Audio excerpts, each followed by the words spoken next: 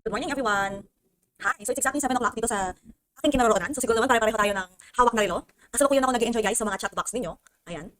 Hi, everyone. Good morning. So, kayo pa ako nagbabasa actually ng ano nyo, ng mga chat box. I was here around 15 minutes ago. I was just setting up the lecture or the slides. And natutuwa ako sa inyo guys, sigising na kayo. Good morning, everyone. At 345, bakit ilan na aking expect ko today? 1,000 ba kayo? Yes, yeah, I came in early today because I was so excited knowing how much you guys are feeling for the upcoming board exam. For those of you who will be missing this first part of the lecture anyway, may recorded naman. Ayan, so kasalukuyan akong natatawa kanina. Salukuyan tapos kanina, no? I was very much amused by your ranks on the chat box. 1.1? Talaga? Nasa 1,000 kayo this morning? Diyos ko, sana umabot kayo sa karamihan ng klase natin, no? Sige, so I'm just setting up a few more slides here. Chine-check ko lang guys kung mag-iiba yung font. Kasi mahirap kapag lumilipat tayo ng computer. Ayan. Ayan. Okay. So while you are waiting for me guys, I'm setting up. Siguro mga 2 more minutes. Can you tell me, guys, sino yung naging history of architecture teacher ninyo during the comprehensive exam or during the fundamentals review? Kasi nakita ko may nagsasagot daw siya ng HOA tapos, wala daw siyang masagot. Ayan. So, kahit sa tanong minuto ni Banis, continuation po ba ito ng history from ma'am, nawala agad. Yes. Ito yung kalahati nung napanood niyo na recorded. Yes. Good morning everyone. Ayun. Okay, so sa tanong minuto ni Banis, as I've said, ako yung sasagot ng kalahati nung hindi nasagot dun sa recorded natin sa history. Sorry. Medyo tulog pa rin ako. At si Sir O, sabi ni ganda mo. Okay, sino pa yung mga naging teacher nyo? Okay. Sige. So the reason why I'm asking is because I am hoping yung naging under me, will be able to follow through or to follow how I was doing, how I will be doing the lecture this morning. Yeah. So mukhang okay naman yung slides ko, guys. Sige, so I hope ready or not, guys, you will join me this morning. Ay, hindi ko alam yung page number. No? I hope ready or not, guys, you will join me this morning as we start with our lecture for today. Ay, mali. Sorry. Ano ba yan? Ayan. Pasensya na, guys, ha. Medyo aga ng Sunday morning class. But, ang maganda dahil Sunday morning, you know what's good about doing things early is that early mo din siyang warm up. Okay, so sa mga kaklase din yung tulog pa, sabihin nyo wake up na kasi sisimulan natin ang maaga ng umagang to. So for those of you who are not yet here, sana magandang tulog ninyo at sana humabol kayo. Okay? So let's start early this morning. Good morning Baguio people. Yes, I was in Baguio last week. Gusto kong gawing mag-opening prayer ni Butchat Nizar, but I did already, in my own, and I would like to give your own, each of you your own prerogative to pray. Okay? So I hope that if you guys are ready, let's start. No, hindi ko alam anong page number. Lumindol kanina, tama si Frank. On the way here, I saw Lumindol, 6.1 magnitude, no, sa kalatagan yata. Okay, so hindi ko alam anong page number, but what I know for sure is that I'm the lower half of yung numbers nung sinimulan ni Ma'am Jo. Okay? So to start with, my name is Architect Lea, and this morning we are going to do your refresher for history of architecture. So kanina when I was reading your rants on the chat box, di ba? Masarap naman talaga yung feeling na nakakapag-share ka ng emotions mo, di ba? Na nakakapag-share ka ng nararamdaman mo. Okay naman yun. We don't invalidate feelings of people. But at the same time, tama din yung sinasabi ng ibang kaklase nyo na don't panic, di ba? Huwag na kayo masyadong matakot. Una kasi guys, huli na ang lahat.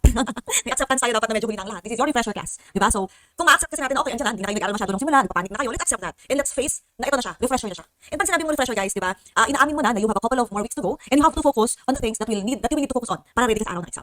Okay, so this is a refresher. Whoever your previous instructors are, that's okay. Diba? Ang tinulong sa inyo ng mga instructors dito sa regular class is they guided you kung ano dapat yung aralin. Ito maganda kasi with history. Tama yan, sabi ni Nebula. Don't panic, it's organic. Hindi pala si Nebula yung nagsabi nun. Ano sabi ni Nebula? Ang bilis maganda yung magbabae. Wala nang time mag-panic. Yun. Tama yun, wala na kayong time mag-panic. Kanina nga nakita ko din may nagsabi, parang iiyak pero ilang segundo lang. But then again, don't invalidate your feelings. Alam mo, minsan magandang i-accept yung nararamdaman mo para makapag-move on ka agad. So this morning, tatapusin natin yung history of architecture. Either tatapusin natin to or tapos kayo, diba, sa history of architecture. And as a refresher, i-expect natin na magkakaroon tayo ng various questions regarding various topics. So tatalong-talong niya na iba't ibang topic. So as I've said, I would like to have a quick introduction about myself. I'm Architect Lea. You've probably met me before in some other subjects, including architecture, history, and design. And I actually have been part of JPT since 2014. Okay? Naging architect ako 2013. So I hope this morning, with the short time that was given to me, I will be able to direct you more in your right direction. And lahat naman tayo guys, diba? Nag-goal tayo this morning to pass that board. Okay? So ano yung order ng exam class natin this morning? We will have a quick review of some architectural styles as it gets asked on each of the questions. No? Hindi wala tayong time kumbaga na i-expound ng malupit bawat architectural style. But with the area given to me, I hope I will be able to shed light on some of the areas. And then of course, we're going to answer refresher questions. Now on your chat box, I think there's a dedicated area diba, for Q&A. Ayan. So pag meron kayong questions, and I'm seeing a couple of one now. Ayan, nakikita na akong ilan-ilan. Sige, just keep it coming yung question on the Q&A box in case ma-miss ko siya doing the chat box. No? But I love you guys doing some energy on the chat box. Okay din yan. Okay talaga yan. Nakikita ko. Kasi at least I feel that you guys are listening to me. Mahirap makapag-usap sa computer monitor. But again, if you have important questions that you want me to address, especially during the course of this review, please put it in the Q&A. Alright? Sige. So yung tanong kanina, sabi nyo, ano yung pag-aaral natin this morning? Break time agad. Actually, inisip ko, mag-start ako ng mga 7:15 para maintay ko sila. So, gusto ko mga nagtatanong. So I started na sabi ko, agad ko na lang yung simula. Diba? The early bird catches lots of worms. Okay.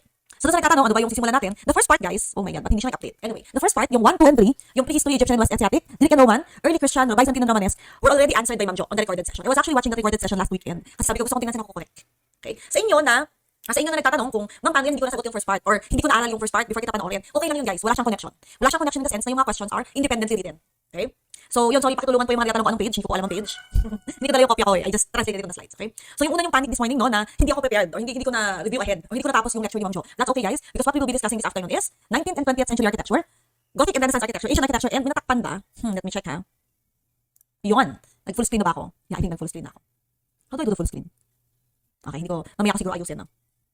So again, itong last part tayo tatakbo. The Gothic and Renaissance, 19th and 20th and Asian architecture. For those of you who were not able to finish Ma'am Jo's video ahead of this lecture, that's okay.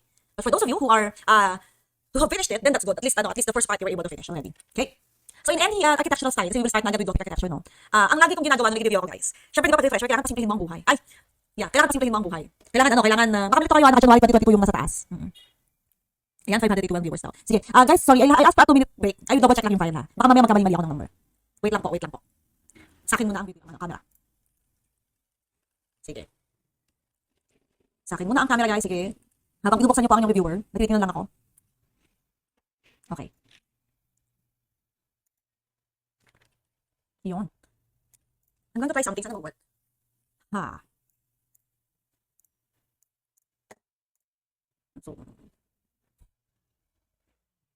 okay. Sorry, dead air, no? May check lang ako, guys.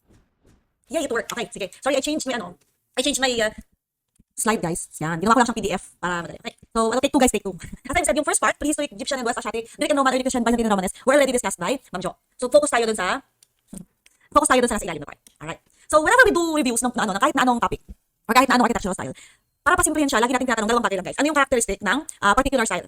So, as a warm-up, kasi naghahanap ng warm-up yung mga kasama nyo, no? Parang hindi ako prepared. Sige. So, as a warm-up, let's play a little game. Familiar naman kayo sa 4 picks 1 word, diba? Sinong tiyanak? Sino niloloko yung tiyanak? Sige, so familiar naman kayo sa 4 picks 1 word. This used to be very popular way back before, diba? So for us to remember, ano yung Gothic characteristics, I did a little game.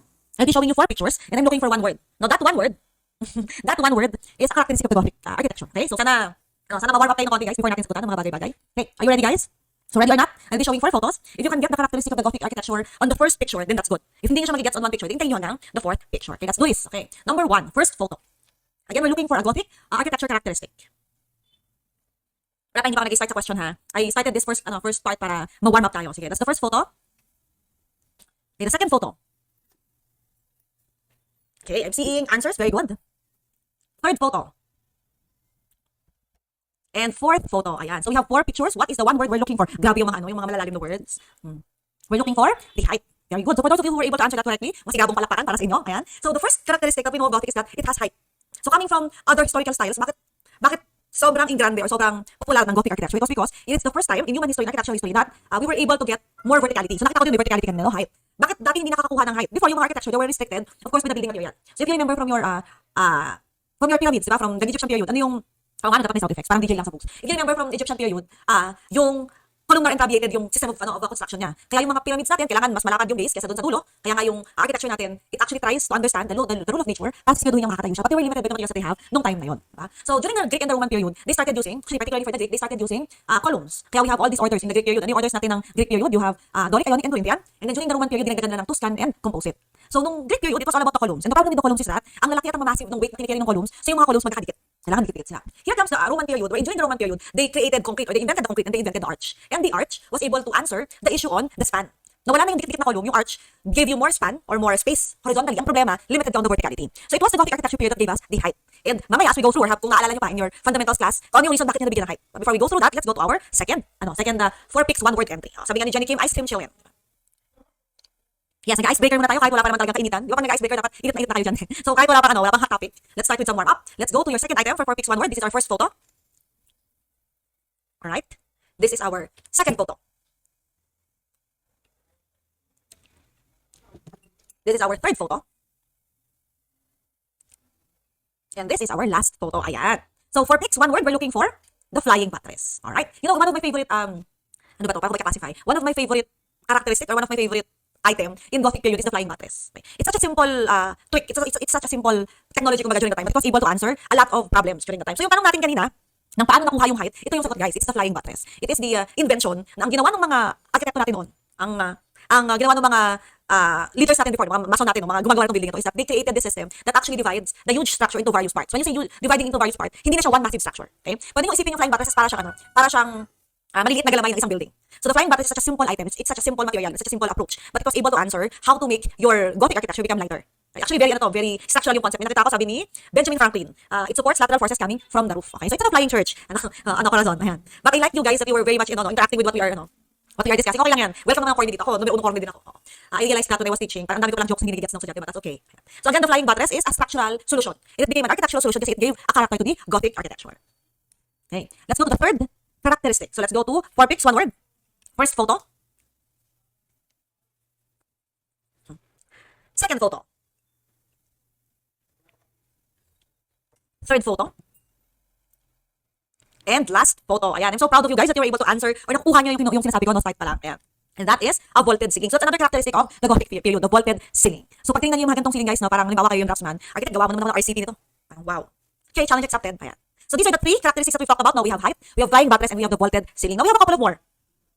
We have a couple of more items. We have, of course, pointed arch, gargoyles, light airy interior, and ornate decoration. So ito rin yung iba pang characteristic ng Gothic architecture. Now, whenever I would try and review different architectural styles, ang ginagawa ko nung nag-aaral pa ako is, pumipili ako ng isang building that is characteristic of that particular style. Okay, so meron ditong sharing si May. Gusto ko yung May pala. May iPhone 13 fully paid. Sana all. Sabi niya, yung vault, also called a ribbed vault. In building construction, a skeleton of arches or ribs on which masonry can be laid to form a ceiling or roof. Ribbed vaults were frequently used in medieval buildings, most famously in Gothic cathedrals. Yan. Pag-uusapan natin further mamaya yung ribbed vault na yan. Salamat sa May iPhone 13 na fully paid. Okay, so this 7 characteristics, I hope you also remember. Alam mo kasi sa moment ng refresher, dapat mga moment lang, oo nga, alam ko na to, noted na lang to. Ayan. Sabi ni Benjamin Franklin, nakakalito yung ornate, parang ornate din yung Romanesque. Okay. Tama naman, no, parang ornate din yung Romanesque. And normal din na nalilito tayo na, especially pag Romanesque and Gothic.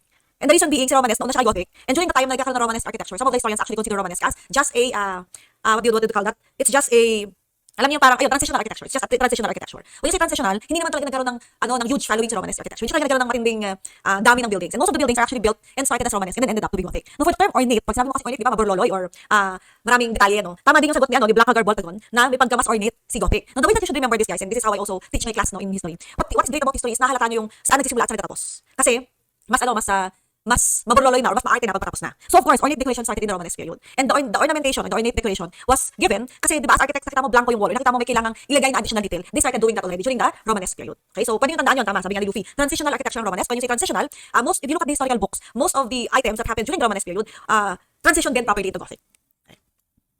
Okay, sabi ni Corazon Tandok, I like this question, no? Bakit gargoyles ang gamit sa church, actually in Gothic churches, at hindi angels? Ayan. That's a good question because I remembered, nung masunog si Notre Dame Cathedral, I saw a lot of Facebook posts about it. Tapos, may isang tita, typical tita. Di ba when you say something tita, parang yung mga tita natin maraming comments sa buhay. There's a tita there who said during on the comment section na, ano ba naman yung simbahang yan? Buti na lang nasunog. Kasi may mga demonyo pala yan sa labas. Because they saw the gargoyles, no? Now, according to tradition, during the time, the reason why they put evil or gargoyles or scary beings outside of the church, it's because they wanted the churchgoers to go inside. Kasi inside, andun yung mga angels. Okay, andun yung mga angels inside. So, if you have evil spirits and evil demons outside of your church, it's like a call of the church saying, the world is full of dark and terrors outside. You should go inside because you will be guarded by the angels and the heavenly creatures. So, totoo, if I can just, sayang, hindi ko na screenshot yung comment na yun na, ano ba naman tong simbahang to, may sa demonyo. Buti na lang nasunog, ganyan ba itsura niyan. So, ang sarap sabihin, ang sarap lecture na sa architect, na you know what, ma'am. But of course, part of our maturity is pumatol. Di ba? So, yun yung kwento behind that. Okay, so as I said kanina, whatever style that you are talking about or you are learning, pwede nyo siya guys i-simplify at this point into just asking yourself, ano ba yung characteristic? At ano ba yung notable example? Okay, ano yung characteristic which we talked about kanina, di ba? Yung 7 characteristics ng Gothic architecture and ano ba yung mga churches that are notable examples? When you say notable example, it means ito yung mga church na mapapansin niyo as we go through the refresher questions, palaging tinatanong. Okay. So, ano yung characteristics that we learned about? It is height, vaulted ceiling, flying buttress, light airy interior, pointed arch, gargoyles, and ornate decoration. Gusto ko yung announce na sino ba tong, ayan, si arkitekto na sa Hunyo, na meron pang 400 wala tulog. Hayaan nyo lang sila, sana masarap ang tulog nila. So some of the notable examples of Gothic architecture are the Abbey Church of St. Denis, the Chartres Cathedral, the Amiens Cathedral, and the Reims Cathedral. Now again, tip lang guys, you have your refresher with you. You will see there are some of the most frequently asked churches. Kaya dapat mag-focus lang kayo doon sa ano yung nakalagay dyan sa refresher. Yun naman yung point di ba? You are given the refresher so that you would know where to focus. So some of the notable examples written here, you will see that as we go through our answers. And di pa naman ako nag-start ng question, no? Okay? So bakit sobrang importante ng Abbey Church of St. Denis? Pakopin natin sa. So bakit sobrang importante ng Abbey Church of St. Denis? Tapan ng mukha ko, sorry. Now, for those of you who have not caught this during your review classes, no? Abbey Church of St. Denis is considered to be the first Gothic building in history. Alam mo sa history, yan ang paborito natin, di ba? Yung mga una natin mga huli. Yung mga naging game changer. And it was the Abbey Church of St. Denis of Abbotssugar that was considered to be the first Gothic building. Ayan. So let's have a quick review about Gothic. Gothic is also known as style Ogivale.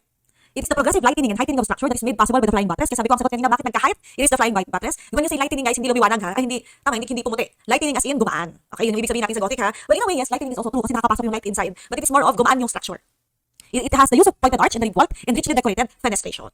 Okay. So Gothic is an answer to common architectural problems in medieval times. Although medyo biased kasi kung Middle Ages yung medieval times. Kasi it was of course the Middle Ages during that time. But as we go forward, as we go through the history of time, yung Middle Ages hindi siya middle. Pero sige, patuloy na natin ang mga history. Sabi nila medieval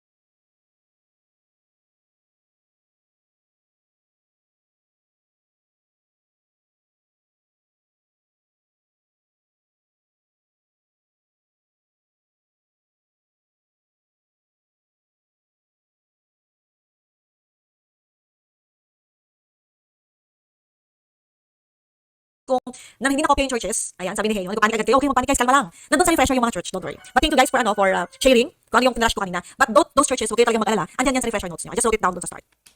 So when you say Romanesque, it means Roman-like. Sabi ko kanina, it's a transitional style. And when you say Roman-like, ano ba yung tanda natin sa Romans? Diba, the Romans gave us the arches. So Romanesque captured the aesthetic of the Romans, but they did not really contribute a more structural or a more firm take on the design. Kaya nga nawala rin siya. Kaya siya naging transitional lang. Okay. So paano natin kadalasan nag-differentiate yung Romanesque and yung Gothic? Pag tinignan mo daw yung ceiling, yung vault, alam mo agad kung Romanesque or kung Gothic. Okay? The semicircular arches that created the barrel vault are Romanesque vaults. While the pointed arches that created the rib vault are Gothic vaults. Yung sinasabi natin kanina na more ornate or more ornamentation, the Gothic did that to us or gave that to us. Because during the Romanesque period, very bare or very simple yung mga vaults natin. So Gothic architecture tried to solve some of these unpleasant problems during the medieval period. Okay? Created light, pleasant, and airy buildings. Before Gothic, architecture was functional. Now, architecture became beautiful. Although yung term na beautiful is subjective. No? What is beautiful to your eye may not be beautiful to another person. But according to the history books, and I think a lot of historians agree, that Gothic is beautiful because it was able to answer not only the functional part, but also the aesthetic part. Diba yun yung sinasabi natin? Yung downspout mo nga, gargoyle pa. Ngayon, anong downspout natin? Malagyan mo lang ng pipe, pwede na yan. So as mentioned kanina, the Basilica Church of St. Denis is very important to Gothic architecture because it heralded the change from Romanesque architecture to Gothic architecture. Before the term Gothic came to common use, it was known as French style or opus Francigenum. Ayan. So again, very important si Basilica Church of St. Denis. Pag tingnan mo siya, parang hindi pa siya masyadong Gothic, no? Wala pa hindi pa siya nag-evolve na Gothic. But it was very important kasi siya yung naging promotor. Siya yung nag-start ng lahat. So again, Gothic or style medievale. One of our most prominent buildings during the time are the cathedrals. The cathedrals are a large and principal church of a diocese or a district under the pastoral care of a bishop. Yung term na cathedral, guys, tatawagin mo lang cathedral ng isang simbahan kung meron siyang bishop. Hindi ka pwede maging cathedral kung hindi ka seat ng bishop. Because the term cathedral itself came from the term cathedra, which is the seat of a bishop. Okay, mamaya pag-uusapan natin yung differences between church, chapel, cathedral, and basilica. But for now, remember that during the Gothic period, the principal architectural type are the cathedrals. Ayan. So ano yung mga cathedrals na usong-uso kapag tinawag mong Gothic? So doon sa mga nag-iintay kanina ng mga pangalan ng cathedrals, guys, here it is. These are some of the cathedrals that were asked during the board exam. Diba yun naman yung goal natin pag-refresher? Ano yung natanong ng exam? Para kalma na ako, ma'am. Para maniwala ako, nag-prepare ako sa exam. So these are some. You have the Notre Dame de Paris, you have Chartres, Amiens, Reims, and Rouen. Okay, bakit lahat sila cathedral Notre Dame? Bakit may Notre Dame naman? Meron pang Cathedral Notre Dame de. Okay, the reason behind that is because these cathedrals are found in Notre Dame. Okay, it's the same area, parang same city. Pasensya na guys, hindi pa kasi ako nakarating sa Notre Dame, so wala akong picture na personal. But sama-sama na lang natin siyang i-review as if nanggaling tayo nun. Ayan. So these are some of the cathedrals in France that are of Gothic style. You have Notre Dame and Chartres. So the reason why I'm showing you this, guys, is for visual familiarity. No need for you guys to memorize this. No need for you guys to draw this. Just look at it and just, tulaan nyo lang yung screen. Diba? Magtulala lang tayo sa screen. Para ano yun, magising-gising ating mga diba. We have Amiens and Reims. You have Rouen. Okay. So this is the Notre Dame de Paris. Ayan. Ganda ng lighting, no? Super little part na dumating yung lighting. Bother na yung lighting. Chartres Cathedral. Mamaya as we answer your questions, you will see ano yung unique dito sa mga cathedrals na to. But for now, just look at them. Habang ginigising nyo yung mga diwa. You have Amiens. You have Reims. And you have Rouen. Ayan. Alright. So kanina naman mapapansin natin sinasabi na ang Gothic architecture ay may rib or rib vault. So ang rib vault is a vault constructed of structural arch stone members or ribs with an infill of masonry. So pag sinabi mong rib or rib vault, isipin nyo lang yung kanina pinakita, it's a vault, it's a ceiling, it's a combination of arches. And ang kakaiba dun sa rib or rib vault is that it looks very structural. When you say it looks very structural, kita mo yung support. Now one of the earlier rib vault is the one in Reims Cathedral, which is the nave. Okay. Yan, Reims Cathedral. No matter how complex it looks like outside, you would notice relatively simple pa yung nave niya. Anong yung nave? Di ba, ang internal joke ng mga architects dyan, dapat daw hindi, the bride is walking down the aisle, dapat daw walking down the nave. You know, that joke only makes sense if you know that old churches or the older churches has two types of aisles, the central aisle and the side aisle. Ngayon kasi diba in the modern churches, hindi na tayo gumagawa ng side aisles kadalasan. And the reason why may central aisle, which is the nave, is because yung configuration ng church, you have a higher one in the middle and you have a lower portion in the sides. Diba? So okay lang naman joke no na the bride should be walking down the nave, not the aisle, kung yung simbahan mo level lang ganito, ng mga Gothic and early Christian churches. But we will go through that layout later on to refresh our minds.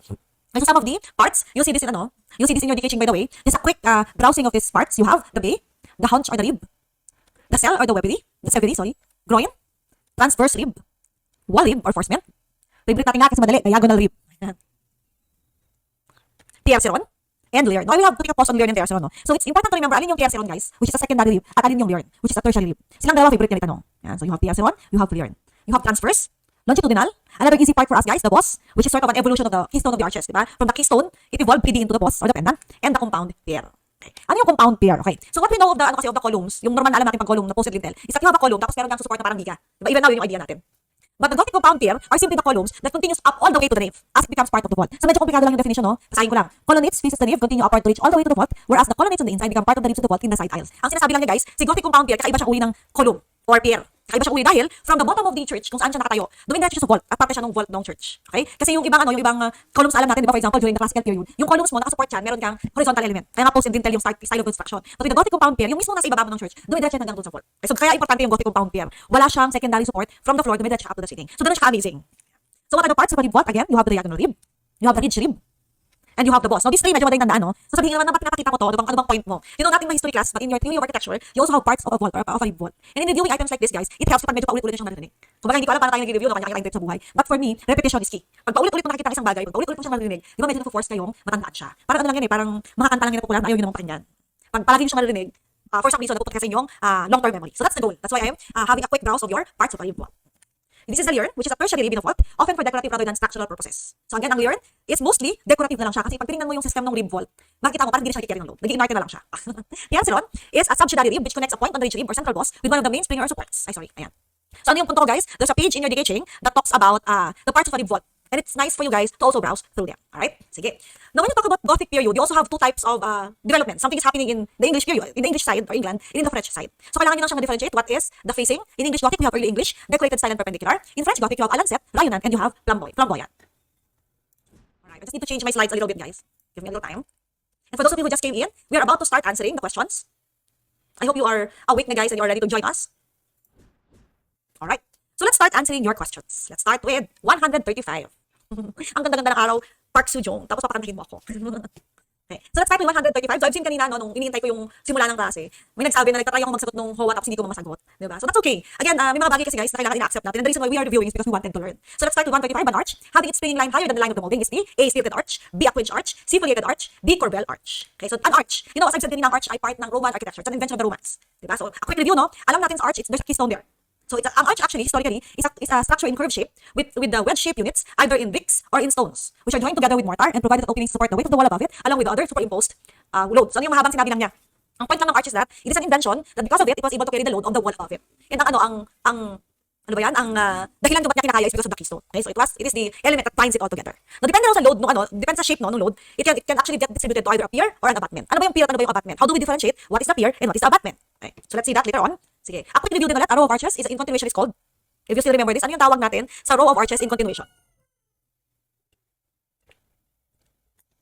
Okay, a row of arches in continuation is called an arcade. Diba? When we have a row of arches na dire-diretso, we call it an arcade. Of course, the definition of this arcade is different na in the modern times. Iba na yung tawag natin sa arcade ngayon, no? I think in, for example, in the Philippines, an arcade kapag open yung kabilang side.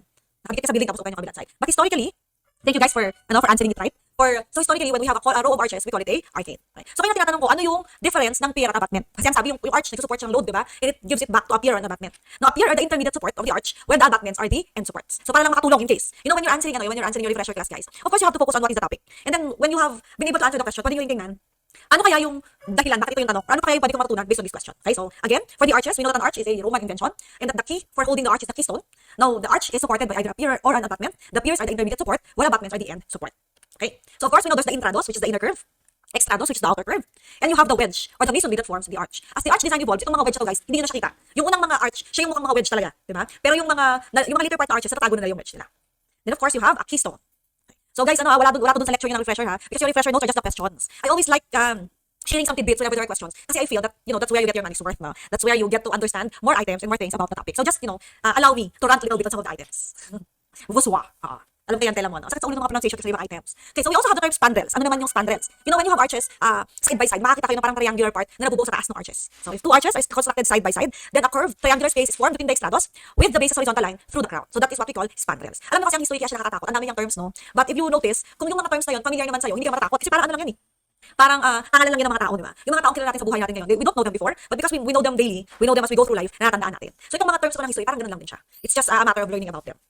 Wala pa, hindi ko pa sinasagot. Para ano? Nagtatanong si G, ano daw ang sagot sa 125? Wala pa, suspense ko pa siya. Siguro mga 10 o'clock ko bibigay. Then joke lang. An inclined surface and abutments from which arch curves starts or ends are called scuba. Okay, it's an imaginary point. So, di ba remember, an arch is a structural element. Although nakikita niyo siya aesthetically or as an architectural element, merong reason kung bakit ganoon yung shape niya. Yan. So ang tanong actually dun sa tanong ninyo, dun sa refresher ninyo is that, ano yung arch na mas mataas yung ayan. Ano yung arch na yung springing line is higher than the line of the molding? Yun yung tinatanong, di ba? Dami kong sinabi, dami kong kinwento in life. Pero ang tanong lang, ano yung arch na mas mataas yung springing line higher than the line of the molding? Okay. So ito siya, itong arch ito. If you notice, ang springing line niya or kung saan nag-arch. When you say springing line, yun yung point kung saan nag-arch yung arc. That's your springing line. So if you notice, ito yung taas ng springing line. Andito yung molding. Ano daw ang tawag sa arch na yan? And that is a stilted arch. Alright. Ayan. So yan, sumagot na po ako, guys. 7:49. Sinimulan ko na po ang pagsagot. Ayan. Ano daw ulit yung springing line? Sabi ni Jam, so ang springing line is where nagsimula yung arch mo. Okay? So yun, saan siya nagsimula?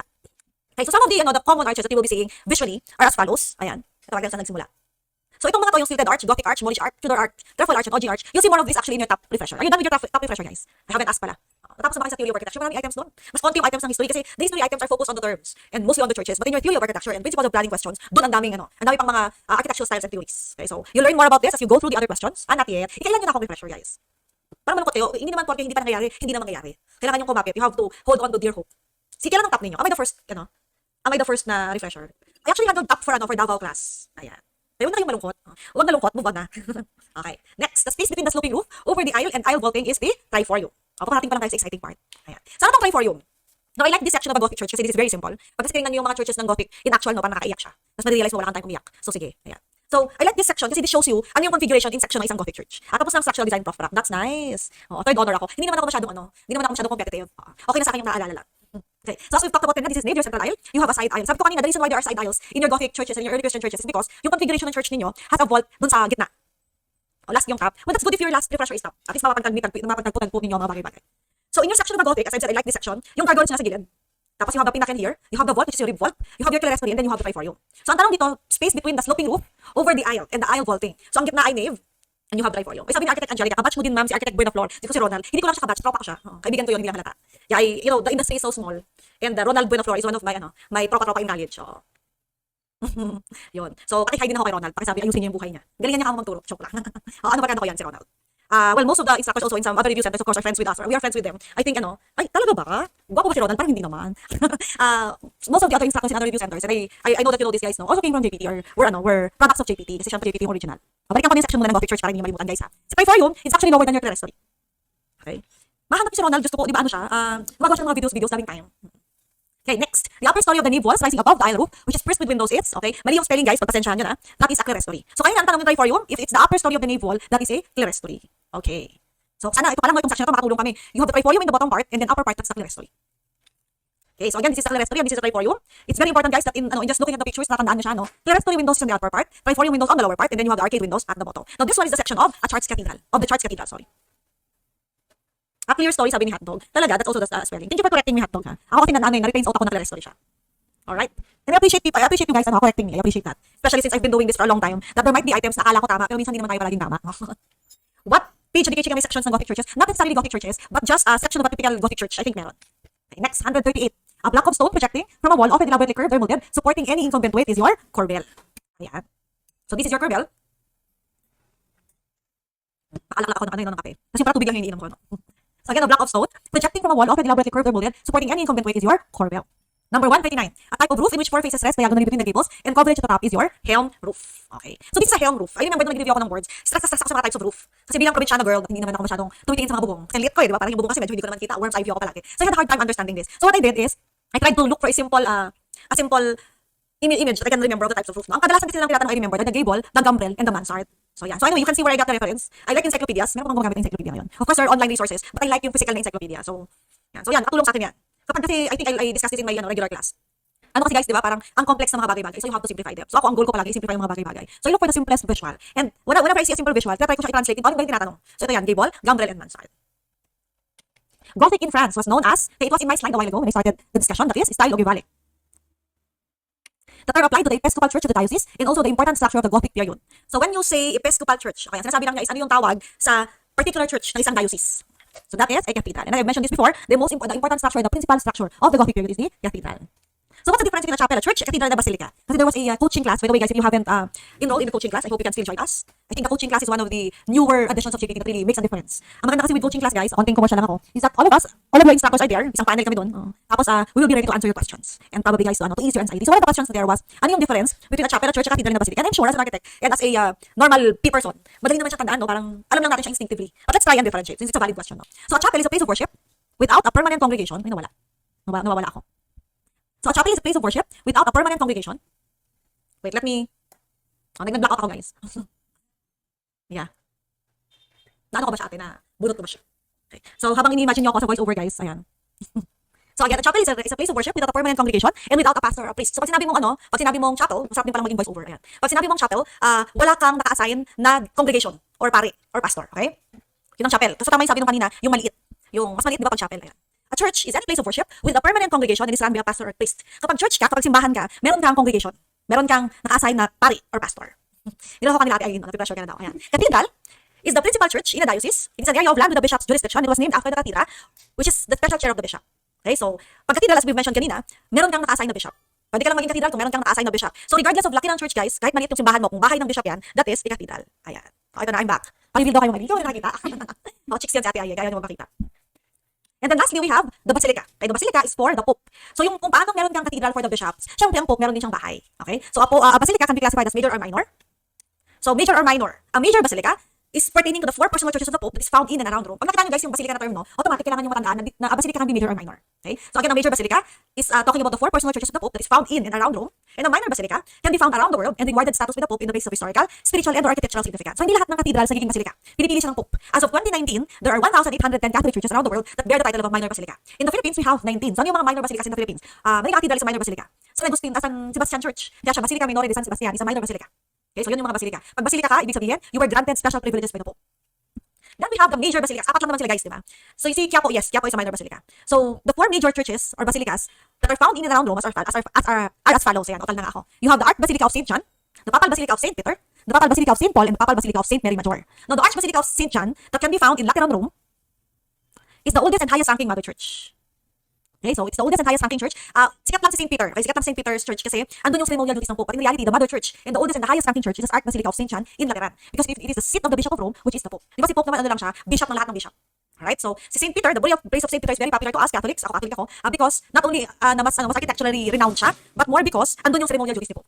Okay, so but in reality, ang mother church or the oldest and the highest ranking church is the Archbasilica of St. John. In fact, ang only basilica na tinatawag mong Archbasilica is the Archbasilica of St. John.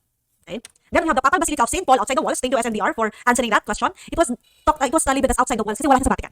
Okay, it was built over the burial place of St. Paul. And the Papal Basilica of St. Mary Major or Basilica di Santa Maria Maggiore in Rome is the largest church in Rome dedicated to the Virgin Mary.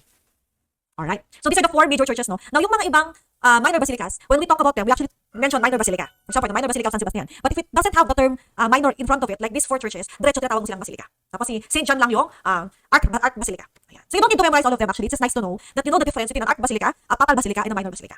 Yun naman yung point natin sa pag-aaral natin guys that there are learnings and there are items that we can discuss very fluidly or very easily. Okay, so hindi naman kailangan maging sobrang geek in terms of these things. And again, just to differentiate the differences between a chapel, a church, a cathedral, and a basilica. So hindi siya talaga hindi siya because of size. It's because of the function of those particular areas. So you can Google this guys. The latest one that was added is the oldest church in Quezon City. I just forgot the name of the church. Sorry, wala akong kodigo at this point. Ayan. It's 1,810 worldwide yung minor basilica plus the four major basilica. So you actually have 1,814. Nakabukod yung apat na basilikas na major. So if you have more time, of course, you can Google this. It's interesting actually to read about the churches. Ang amazing ng history kasi ng churches, no? Also the conspiracy theories behind the churches or the church. Okay, 142. During the Tudor period of English Gothic architectural activity, it was geared towards, it was actually geared towards domestic structures. So the Tudor period of English Gothic, sige, di ba you have the Gothic period? During the Gothic period, ang kinikreate, di ba partly sabi natin churches.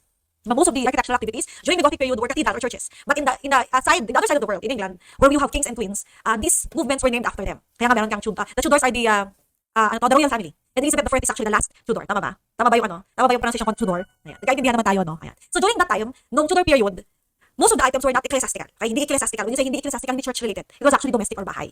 Yun ang ibig sabihin ng tanong mo yan, guys. The intermediate ribs between the main rib of a Gothic vault is the tercel.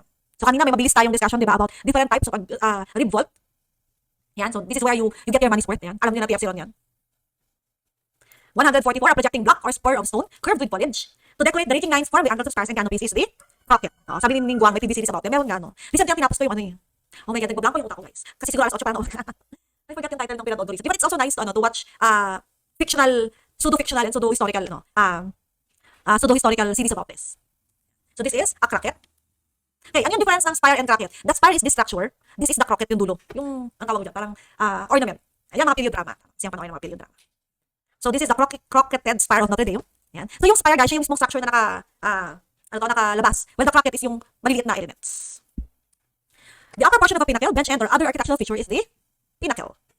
The upper portion of a pinnacle. So hindi mo na pwede isagot yung pinnacle, di ba? Bench end or other architectural feature, hindi na rin natin isagot yung crocket. Kasi nasa iba na yung difference ng definition ng crocket kanina. So that is actually a finial. Now, my example here, although we're talking about Gothic and Renaissance on this slide, it's the finial on the dome of Taj Mahal. And the reason behind this, kaya yung example ko is because I also would like to let you guys know na even in Islamic architecture, we have finials. Okay, so parang hindi nyo lang maisip na it's dedicated or it's exclusive to Gothic architecture. A small turret-like termination on the stock of a buttress, parapets or elsewhere, often ornamented with bunches of foliage, called crockets, is your pinnacle. Diba very useful sa akin tong section na to.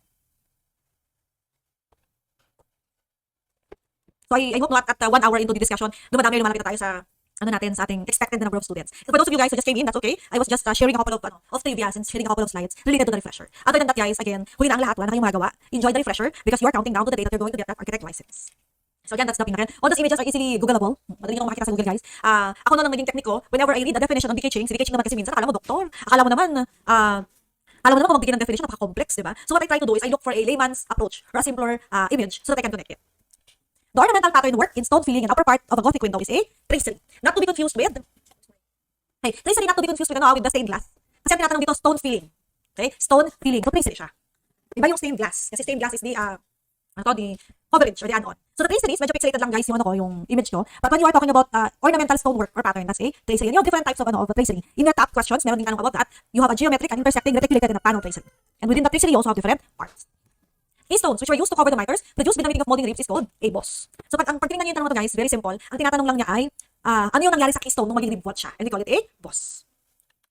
It is very usual in English Gothic cathedrals to include a chapel in honor of the Virgin Mary. And we call that chapel a Lady Chapel. So I hope guys, yung nagsasabi kanina na walang masagot dahil nahihirapan. I hope as we go through this discussion, makakasagot na tayo, no? Or magiging mas confident na tayo sa pagbibigay ng sagot. Now for those questions na hindi ko pa masagot, na nandun sa Q&A, allow me muna to go through the slides, no? Kasi the reason why I'm not answering that is because it's actually part of my slides. Okay, so para lang wag ako ma-change course. So kalma lang kayo, kalma lang. But keep them coming. It is a chapel where mass is said for the souls of pious founders and their families. A chapel where mass is said for the souls of pious founders and their families. Ang pious founders, guys, parang ano lang yan. Ito lang yung mga unang taong naging parte ng simbahan. Di ba? Whenever you have churches, hindi ka naman binigyan din ng Diyos ng pera na pinadala mula sa langit. Diba? So there are founders, there are sponsors. So it is a chapel where the mass is said for these sponsors or these founders, and that is what we call a chantry chapel. Next, the earliest and simplest open timber roof used during the Gothic in England is the tie beam roof. Okay. Now, this type of roof, no, if you remember in Gothic, during the Gothic period, although masonry yung ginagawa or may stonework na ginagawa, you have to remember paano ginagawa yung scaffolds or paano sinusupport yung mga stone na yan. And what was left behind during the Gothic period is that they have timber setting out. They have timber trusses. Kasi wala pa naman ng steel trusses. Kaya nga nung masunog si Notre Dame, diba, you can see that the support and the trusses are wood. And these are vintage wood. So during the Gothic period, dahil pa sinasabi mo na stonework na or masonry work na, you still have a lot of woodwork. And one of the timber roof, which is the earliest and the simplest open timber roof, is a tie beam roof. Ayan. The characteristic English Gothic cathedral is the Salisbury Cathedral. Ayan, oak ang ginamit sa Notre Dame, sabi ni Jervy. Is that the same oak that was used in the ones of the Harry Potter series? Joke lang. Okay, so the characteristic English Gothic cathedral is the Salisbury Cathedral. Okay. When you say characteristic, pag nakita niyo kasi sa characteristic, it means if you think of one church that has all the characters of an English Gothic cathedral, then that is a Salisbury Cathedral. Ayan. Now, Salisbury Cathedral or the Cathedral Church of the Blessed Virgin Mary. Ayan. So ano yung very important kay Salisbury Cathedral, aside from the fact that it's a characteristic English church, it has this kind of nave. Tama, tandaan ko nga yan na Salisbury kasi Salisbury steak. Diba? Yan, Salisbury Cathedral has this nave. So makikita nyo, you have the clear story, you have the triforium, you have the nave, you have the rib vault, you have the arcade. Yan. So ano yung characteristic kay Salisbury? Ang plate tracery, tama. Sabi ni Lololol, tama. You have a plate tracery. So ano yung characteristic or kakaiba about Salisbury Cathedral so that you can remember it? The Salisbury Cathedral actually has double transepts. Okay? It has double transepts. When you say transept, ito yung perpendicular dun sa longitudinal. So if you notice, Gothic cathedrals has the form of a Latin cross. When you say Latin cross, mas mahaba yung isang part dun sa nag-cross sa kanya. And if you have all the sides of the cross equal, that's what we call a Greek cross. So it has a double transept. So in churches, a transept is an area set crosswise to the nave in a cruciform or cross-shaped building within the Romanesque and Gothic Christian church architectural traditions. Okay, so yun yung kakaibahan sa Salisbury Cathedral. Nung time na hindi uso ang mag-double transept, meron siyang double transept. Number 153, the characteristic Norman church in England is this church, which is so Norman, by the way, is simply English Romanesque architecture. Okay, so pag nakita nyo Norman church, baka sabihin ko, oh my God, hindi tinuro yung Norman architecture. Ayan, kalma lang guys, huli na ang lahat ulit as I'm saying. Naka-inspire ba yun yung huli na ang lahat? What I'm saying is, diba, let's simplify life, huwag masyadong mataranta. Kasi, kataranta talaga ang buhay. So, sabihin sa puso nyo, kalma lang self. Ayan. So, pag narinig niyo yung Norman, ibig lang sabihin yan, it is Romanesque architecture that was developed by the Normans. Ayan. So, Romanesque architecture lang siya. English, Romanesque architecture is what we call Norman. So, this church is actually Durham Church. So, you might have seen the Durham Cathedral in Harry Potter movies, particularly in Harry Potter 1 and 2. Yan, the Philosopher's Stone and the Chamber of Secrets. So if this doesn't entice you guys, kasi ako nung mag-review ako, the reason why I love this story and I love talking about structures like this is because I can connect them on real life. Alam niya. Yung mga normal na bagay na nakikita ko. And I love Durham Cathedral because of the Harry Potter series. But I loved that before, kasi nabasa ko naman yung libro. And then when it was used as a setting of the movie, I was like, oh, oo nga, parang dun nga yun, bagay nga. Ayan. Si Harry Potter. So the Durham Cathedral is one of the setting of Harry Potter. Actually, even Gloucester Cathedral became a setting of Harry Potter. And the Durham Cathedral is a UNESCO World Heritage Site. Uy, masayang gawin yan, no? Manood ng Harry Potter series bago mag-exam. Doon ang chill ka lang. So, oh my God, Durham Cathedral. Sumakot na siya kasi hindi ka nag-aaral. Ayan. But yeah, I also did that a few days before the board exam. Nag-movie marathon ako. Actually, hindi ko lalabas yung panahon na yun. Ang alala ko pinapanood ko nung time na yun was Vampire Diaries. Sinimulan ko siya from season 1 nung time na yun. Para makalma ako. You know, kasi watching vampires comes us. Ayan. Seryoso, movie marathon, TV series marathon ako before as I was waiting for the exam. Okay, so again, ladies and gentlemen, the Durham Cathedral is one of the UNESCO World Heritage Sites, and it's also one of the venues of, or the setting of Harry Potter. Okay, number 154. The longest medieval cathedral in Europe is this cathedral, which is Winchester. It is the longest medieval church at 169 meters. Ayan. Known as the Coronation Church of England and the burial place for its kings and it honored the dead is this church, which is the Westminster Church. Sabi daw ni Pedro, read until you can. Yeah, tama naman. naman, kanya-kanyang trip tayo sa buhay, no? Ako, I tried so hard and get so far. Ayan. Ang ano ko kasi talaga dyan, guys, no? Just, not to panic you guys or anything. Kanya-kanya, one of the things I learned kasi talaga is that kanya-kanya tayong trip sa buhay. I used to be, very strong-headed in terms na dapat ganito rin yung gawin nyo, dapat ganito nyo rin gawin ng mga approach in life. But you would realize we're all individual people. We are all different and unique. Which makes us not unique kasi pareho tayong iba-iba. Parang labo, no? So yun totoo yun, talagang depende sa trip mo sa buhay, no? For me personally, one of the things that helped me during the board exam is that I know myself. Yes, myself acceptance. Yan. It's very important that you know yourself and you don't compare yourself with other people. And one of the things also that I was pushing for as an influencer, yes, is that you have to know what are your strengths and your weaknesses. And totoo yun, pumasok si Ted sa top 10. Masaya naman siya, di ba? Kanya-kanyang trip sa buhay. I know most of you here are also gaining for a position in the top 10. That's a wonderful goal. Pumasok sa top 10, no? Pinangarap ko din yan. Pinangarap ko din talaga yan. So, just so happen na hindi ako pinalad. At dahil nga nung nag-video ako, ang dami ko inaral, na feeling ko hindi lumabas. Sabi ko, nung araw ng exam ko, I will teach the next batch of architects so that I can help them understand the scope of the work and also to inspire them. And that's okay. Sige. So, okay lang yan. Just don't compare yourself with other people. Pag maganda mag-compare yourself with other people, pag nawawalan kayo ng gana sa buhay, yung nalulungkot kayo parang hindi kayo tapos sa boards, isipin niyo yung klase niyong sobrang tanga or sobrang bobo ng college. So, excuse me for the words, no? For lack of a better term. Oo, ma-inspire kayo sa kanila. Na parang yung klase ko, yun, magaling ako doon, tapos arkitekto na eh. Yun. So, okay lang yan. Gamitin niyo sila, doon na kayo mag-compare. Be inspired doon sa mga tao na kalusot sa board exam, na feeling niyo mas magaling naman kayo. Magandang ano yun. Magandang inspirasyon yun. By the way, you have heard of Winchester and Westminster. Okay? You have Winchester and Westminster. So just to differentiate the two, ayan, so Westminster, guys, ito yung recently, you might have seen in the social media and in the news. Yan, dyan kinasali yung certain Kate and William. Magandang motivation yung totoo yung aminin nyo. Judgeries tayo ng very light, but, that's the truth of life. So don't compare yourself to other people, but if it will make you feel better, compare with yourself with people na alam nyo mas magaling kayo. And you have to claim that. Diba? Yan. Yes, that's Charles and Kate's wedding was done in Westminster. Alright. The Westminster Church, a Gothic structure, contained the celebrated chapel of Henry VII, which was built by Robert Virtue. So Robert Virtue is an English architect and master mason. He actually worked as a mason on the nave of Westminster Abbey between 1475 and 1490. And then as a master mason for Henry VII's Riverside North range of Greenwich Palace, built in 1500 to 04 and worked at the Tower of London. Natatawa lang ako dito when I was reading this, I remember a few years ago. Kasi ang kulit, no? Siya yung architect, tapos isipin niya siya rin yung mason. So noong unang panahon, hindi pwedeng drawing ka lang o tutus ka lang. Parang hindi mo kaya gawin, ako nang mag-tick dito, ako nang gumawa nito. But that's how, these architects became masters of their craft. The first Cistercian monastery in England built during the Gothic period is, okay, by the way, Cistercian is simply a Roman Catholic order. Okay? So, pag nakakita kayo Franciscan, Agustinian, Dominican, Cistercian, it's just a Roman Catholic order. Baka isipin nyo may special sa kanya, wala namang masyado, okay? But it is the first Cistercian monastery, and that is the Fountains Abbey of Yorkshire. An octagonal spire rising without a parapet, above tower, with pyramidal forms at the angles of the tower is the Broach Spire. May mga mabobola pa talaga, Thank you. Okay, so this is the Broach Spire. Okay, so ito isa ko sa mga tinanapan ko rin ng guys ng visual, no? Kasi if you look at this type of spires, yan. You have the octagonal spire, you have this Broach Spire, you have the Needle Spire. Pag tingnan nyo, ang difference lang guys, yung sa parapet. Madaling tandaan si Broach Spire kasi wala siyang parapet. Kaya nga, di ba, ang tanong is, an octagonal spire rising without a parapet above tower with pyramidal forms at the angles of the tower. Yan. So sa kanilang apat, guys, si Broach Spire yung walang parapet. Kaya when you are viewing items in HOA, you'll also get to understand. Ano yung favorite tatanong mo? Sige, may 4 types of spires. Octagonal sila, sige, level na octagonal. Alin yung kaiba? So the Broach Spire doesn't have a parapet. Okay? Ayan siya. Octagonal spire without a parapet above tower with pyramidal forms at the angles of the tower. Yan. That's a Broach Spire. 159, each of the small arc openings in the Gothic window is what we call a foil. A place behind the altar in the principal choir in which there is a small altar standing back to back with the former, we call it a back choir. One of the oldest of French Gothic cathedrals, and probably the finest and most characteristic in France, serving as a model for many later churches, Notre Dame Paris was begun by Bishop Maurice de Sully. Now the story of this design and the build of the Notre Dame Church is actually one of the more complex. It's almost similar to how the St. Peter's Cathedral in Vatican was done. Si Bishop Maurice de Sully, diba, he pushed for the creation of this particular church. And I remember you also have questions about this in your top refresher. I hope by the time na pinag-usapan nyo sa top refresher, matandaan nyo si Bishop Maurice de Sully and the Notre Dame Church. So I'll just go through that. You can connect that hopefully. This French Gothic cathedral is remarkable for the wonderful 15th century stained glass of its 130 windows and for the profusion of fine sculptured figures in the doorways of the west front and in the triple porches of the north and south transepts. Actually, pag tinandaan nyo to, pero simple nyo lang guys, kung merong Gothic cathedral na kilala because of its remarkable stained glass, it's the Chartres Cathedral. Like, iba yung numbers but one that I know is that it has 176 stained glass. Ayan. So Chartres Cathedral is located in Chartres, a town near Paris that seems too small to fit a cathedral. Di ba remember sabi natin, it's a cathedral if it's a seat of a bishop. So para magka-bishop ka, it means you are pastoring in a place that has a lot of followers or churches. Di ba? Parang parang lalawigan yung cathedral. So ang weird daw na si Chartres, 126 na sabi ni Arc Psyche. Thank you, Psyche, for verifying that. I think the original was 176. So, pero syempre, medyo grabe naman ang pressure natin kay Chartres kung nakip niya yung 176. Some of these stained glass are not original anymore. Okay? Sige, balik ko lang sa Chartres Cathedral. So weird daw kasi the location of the Chartres Cathedral is actually a small town. And if you notice, pinapangalan ng mga cathedral sa name kung saan nandun siya. Kaya siya Chartres. Town Chartres, so you have the Chartres Cathedral. Not only is Chartres Cathedral one of the finest examples of French High Gothic style, it is almost perfectly preserved. Kapag sinabi mong French High Gothic, ang ibig sabihin nun, the architectural style or the building was created on the later part of that style. Sige. So I'm also seeing a lot of people asking for a toilet break, no? So sige, let's take a quick break, maybe a 15-minute break before we continue our discussion. Thank you, guys.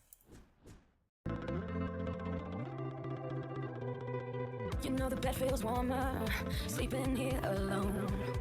You know I dream in color and do the things I want. Think you got the best of me, think you got the last life, but you think that everything good is gone. And you left me broken down, think that I'll come running back. Maybe you don't know me cause you're dead wrong. What does doesn't kill you makes you stronger. Stand a little taller. Doesn't mean I'm lonely when I'm alone. What doesn't kill you makes you fighter. What's that fever lighter? Doesn't mean I'm over. 'Cause you're gone. What doesn't kill you makes you stronger, stronger. Just me and myself tonight. What doesn't kill you makes you stronger. Stand a little taller. Doesn't mean I'm lonely when I'm alone. You heard that I was starting over with someone new. They told you I was moving on over you. And think that I'd come back swinging. Tried to break me, but you see what doesn't kill you makes you stronger. Stand a little taller. Doesn't mean I'm lonely when I'm alone. What doesn't kill you makes you fighter. What's that fever lighter? Doesn't mean I'm over. 'Cause you're gone. What doesn't kill you makes you stronger, stronger. Just me, myself, and I. What doesn't kill you makes you stronger. Stand a little taller. Doesn't mean I'm lonely when I'm alone. Thanks to you, I got a new day started. Thanks to you, I'm not the broken hearted. Thanks to you, I'm finally thinking about me. You know, in the end, the day I left was just my beginning.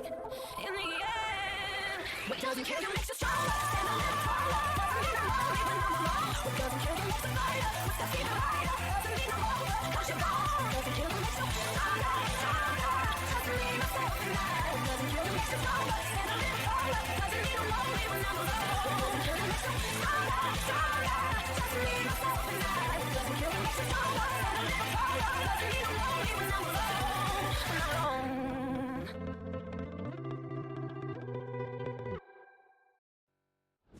Okay guys, so we're back. Ayan. So yung mga humabol, or ngayon lang pumapasok sa klase natin, I hope you heard the stronger song, which is dedicated to every one of you guys who are going to take the boards in the coming weeks to come. Ayan. Sayang na mag-andro iba tayo. Okay, so we ended our item here at 162. Meron na tayong quick emergency. Actually, I was supposed to start, or it will give your break a couple of numbers to go, mga 5 more items. Kaya lang, we had some emergency here. So of course, we are going to support the emergency of everyone. Dali ko daw kausap eh. Abilis ko daw magpa-break. Actually, I've been seeing break. Ayan. Mahal ba ang turon sa SM? Hindi, mas mahal sa ano? Saan nga yun? Yung 750 ang turon. Sige. So let's continue our discussion.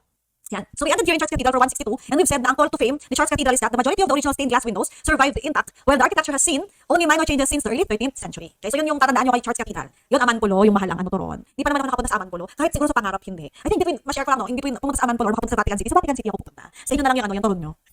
Okay, so again with the Charles Cathedral, ang claim to fame niya is that most of its stained glass survived until from the time na nagsimula siya ng 13th century. Kaya maganda siyang example ng high Gothic architecture style. Okay, on 163. Yeah, the point is need ko pang sabihin.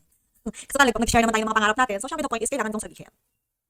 Okay, so 163, known as the Coronation Church of the French Kings, this Gothic cathedral is also famous for the 500 statues explicitly curved in the recess door of the western facade. And that cathedral is this cathedral, which is your Reims Cathedral. So kanina, when we started the discussion, I already listed some of the churches na tinatanong, or favorite na lang itanong. So ito yun. Ito yung mga cathedrals na yun. And again, makukonect nyo to guys sa theory of architecture ninyo.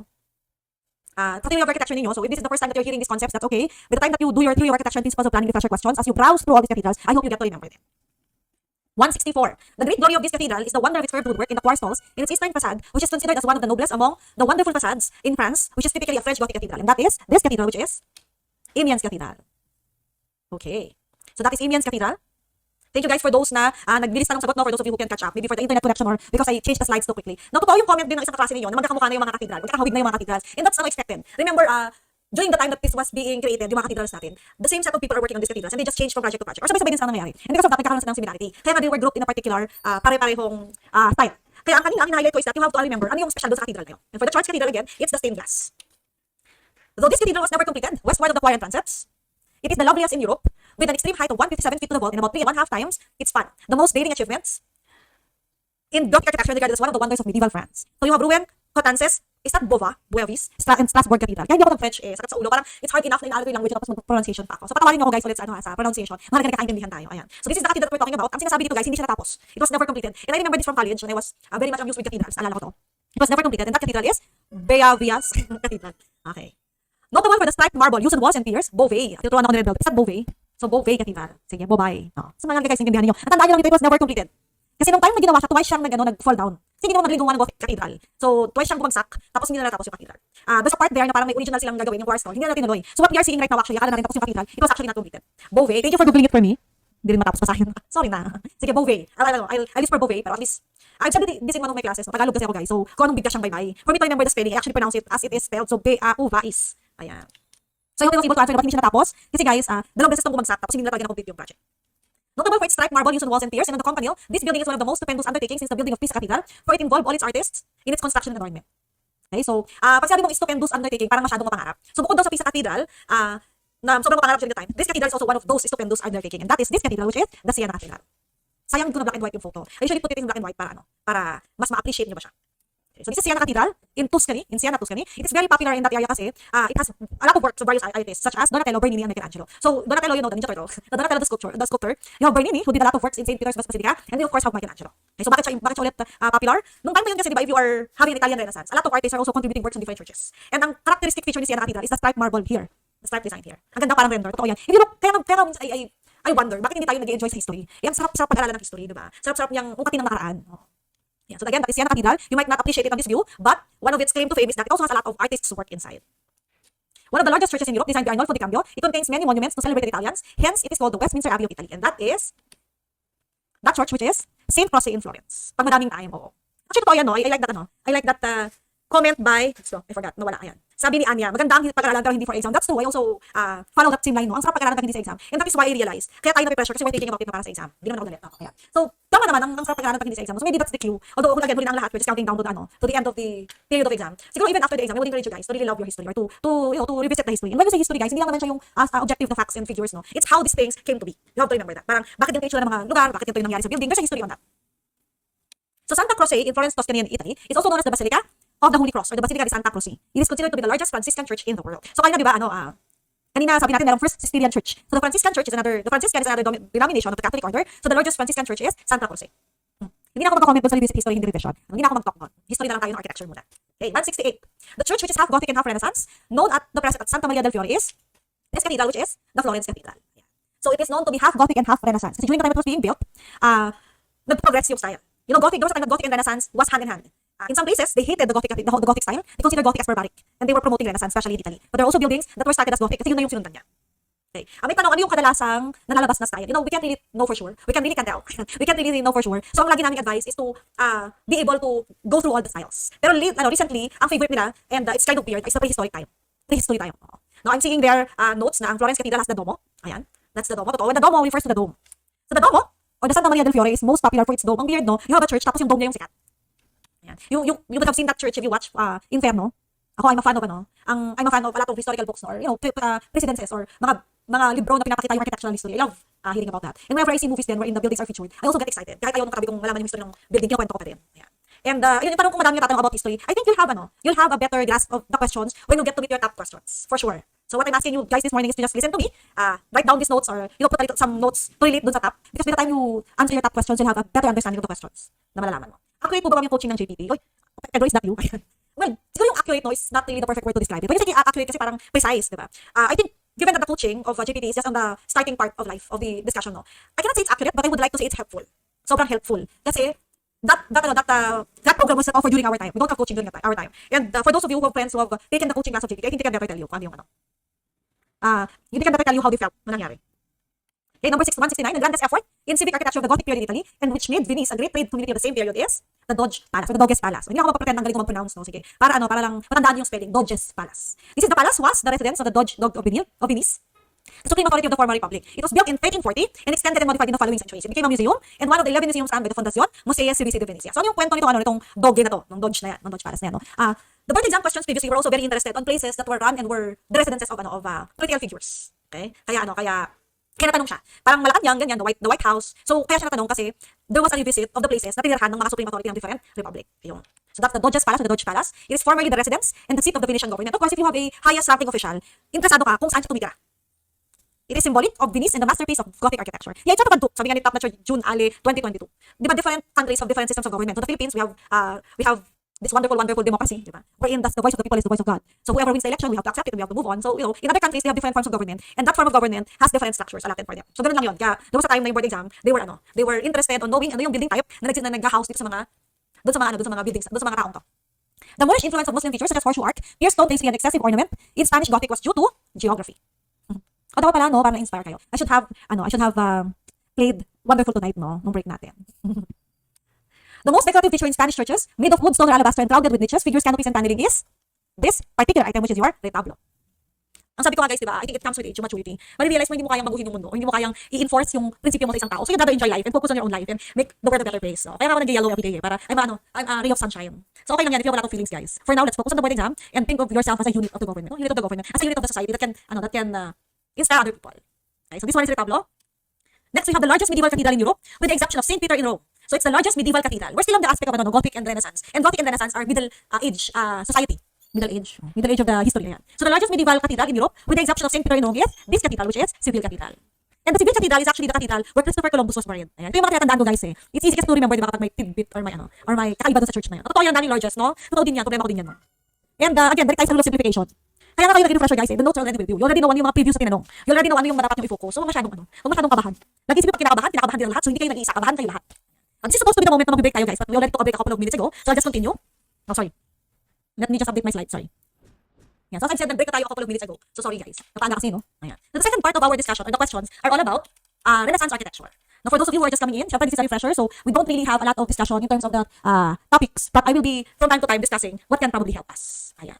Anong break ulit? Wala kayong para-para. Nag-break na kayo eh, okay lang yan.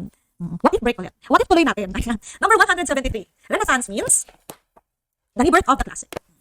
Okay. So, Renaissance is the time we're in. The architects, during the time, we're looking for what do we mean by good architecture, or what does architecture really mean? So, they went back to the ideals of the classical period.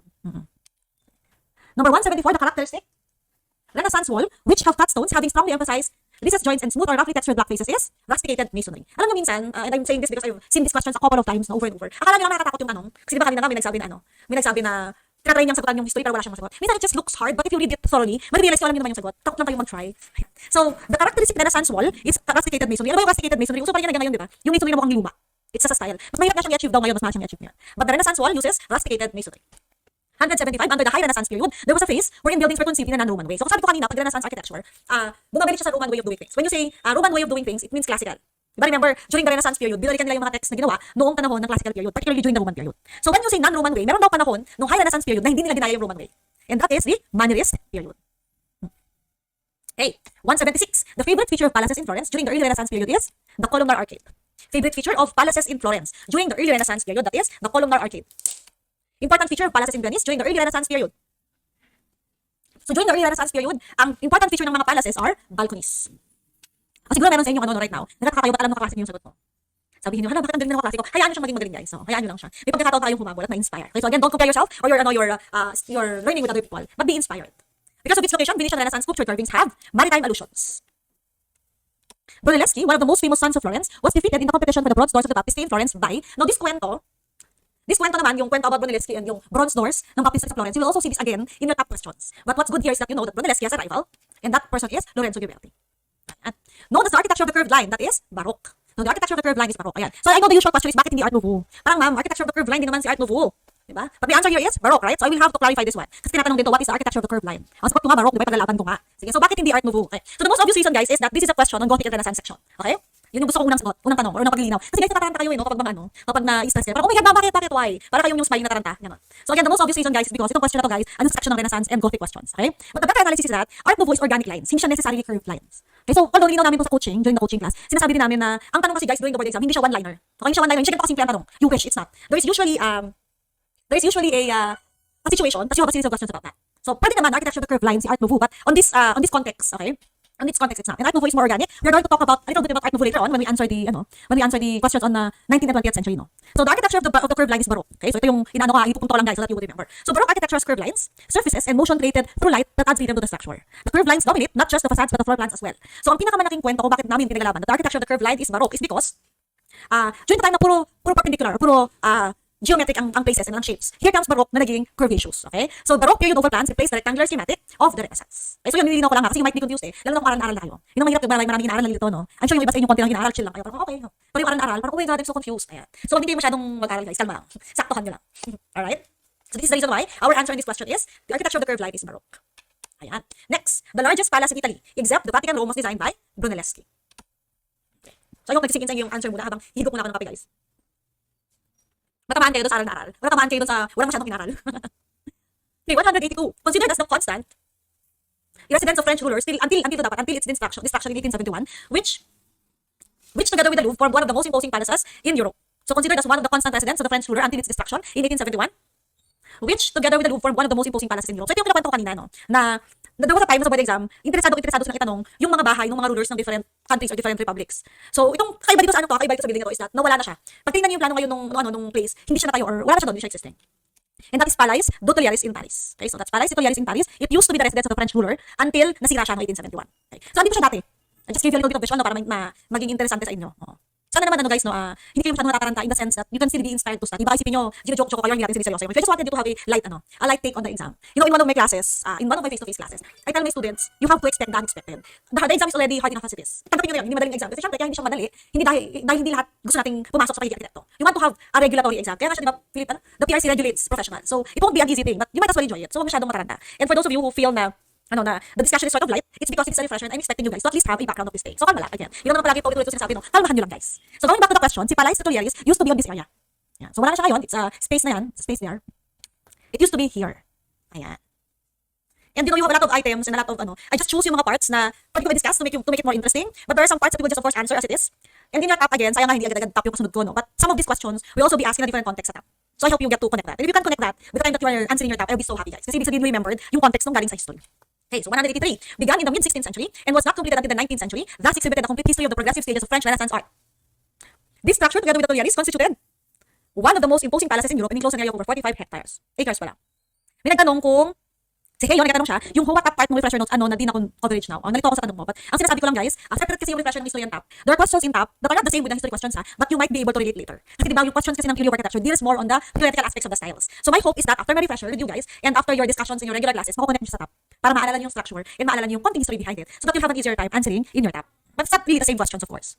So itong tanong naman ang sinasabi niya, it was done, this series of buildings from the 16th to the 19th century, kaya it was able to show yung complete history ng stages ng French Renaissance art. And sabi nga, it is together with the Tuileries. Kanina pinag-usapan natin yung Tuileries, which is not there anymore, di ba? Sira na siya dyan. Ano daw yung isa pang lugar or isa pang group of buildings that is on that same areas? And that is the Palais de Louvre. Alright? So ito si Louvre Pyramid, yan nakita nyo, ito yung nawalang building, di ba? So dito yung Louvre Pyramid. And you might have heard of the Louvre Pyramid recently, di ba? Ayan. Which is the venue of the work of Wonder Woman, ni Diana, of Themyscira. Ayan. And thank you guys also for those of you who are sharing links. These items are easily Googleable. It's so easy to browse on the internet. And one of my struggles as your instructor is to get a link that will easily help you guys understand the question. Kasi minsan ang problema naman natin, overwhelming yung sources. Diba? If you have overwhelming sources naman, you might not have the easiest time understanding them. Okay, so tama, yung Louvre Pyramid that's designed by IMK. And as I've mentioned in my previous classes, I've shared this if you've been my student, the reason behind the design of IMK is because he felt that the styles around the Louvre Pyramid entrance were representative of that particular style. Diba ang sabi nga, it became sort of a showcase of what style is popular during that time. So it's 16th to 19th century Renaissance architecture. So si IMK, when he was asked to design the entrance to the Louvre, sabi niya, sige, ang gagawin kong style is representative of the modern period. Kaya ginawa niya yung glass and steel. Alright. Number 184, the block often of several stories, forming the residence of the family of French chateau, usually facing a court and flanked on two sides with lower wings. So itong question na to, tropa to nung mga question about saan tumitira yung mga rulers ng different countries. So this one, it's the residence of a family in a French chateau, and that is a corpus de logis. A corps de logis ba yan? Silent PS. Ayan. So the corpus de logis, makikita niyo yung picture niya, it's a big structure na parang may wings. And that's exactly what it is. Okay? A corpus de logis is a principal block of a large, usually classical, mansion or palace. It contains the principal rooms, state apartments, and an entry. So it looks like this. Malaki siyang building, tapos it used to be a residence of a family in a French chateau. Kasi minsan alien yung mga words, no? So I just put a little bit of visuals for you to remember these items. The principal floor of an Italian palazzo. The principal floor of an Italian palazzo is the piano nobile. Ano ba yung piano nobile? Okay, piano nobile is the Italian word for noble floor. Kaya tanong ni Spooning and Bandage, ano yung flavor ng kape ko? Paano kape ko na yan? So, 9 AM, no? Kasi I started your class at 7.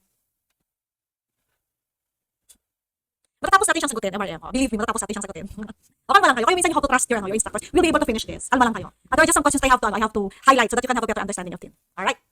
So, piano nobile is actually an Italian for noble floor or noble level. Pag sabi mo di bang noble, parang special, di ba? Parang isa ang nobility.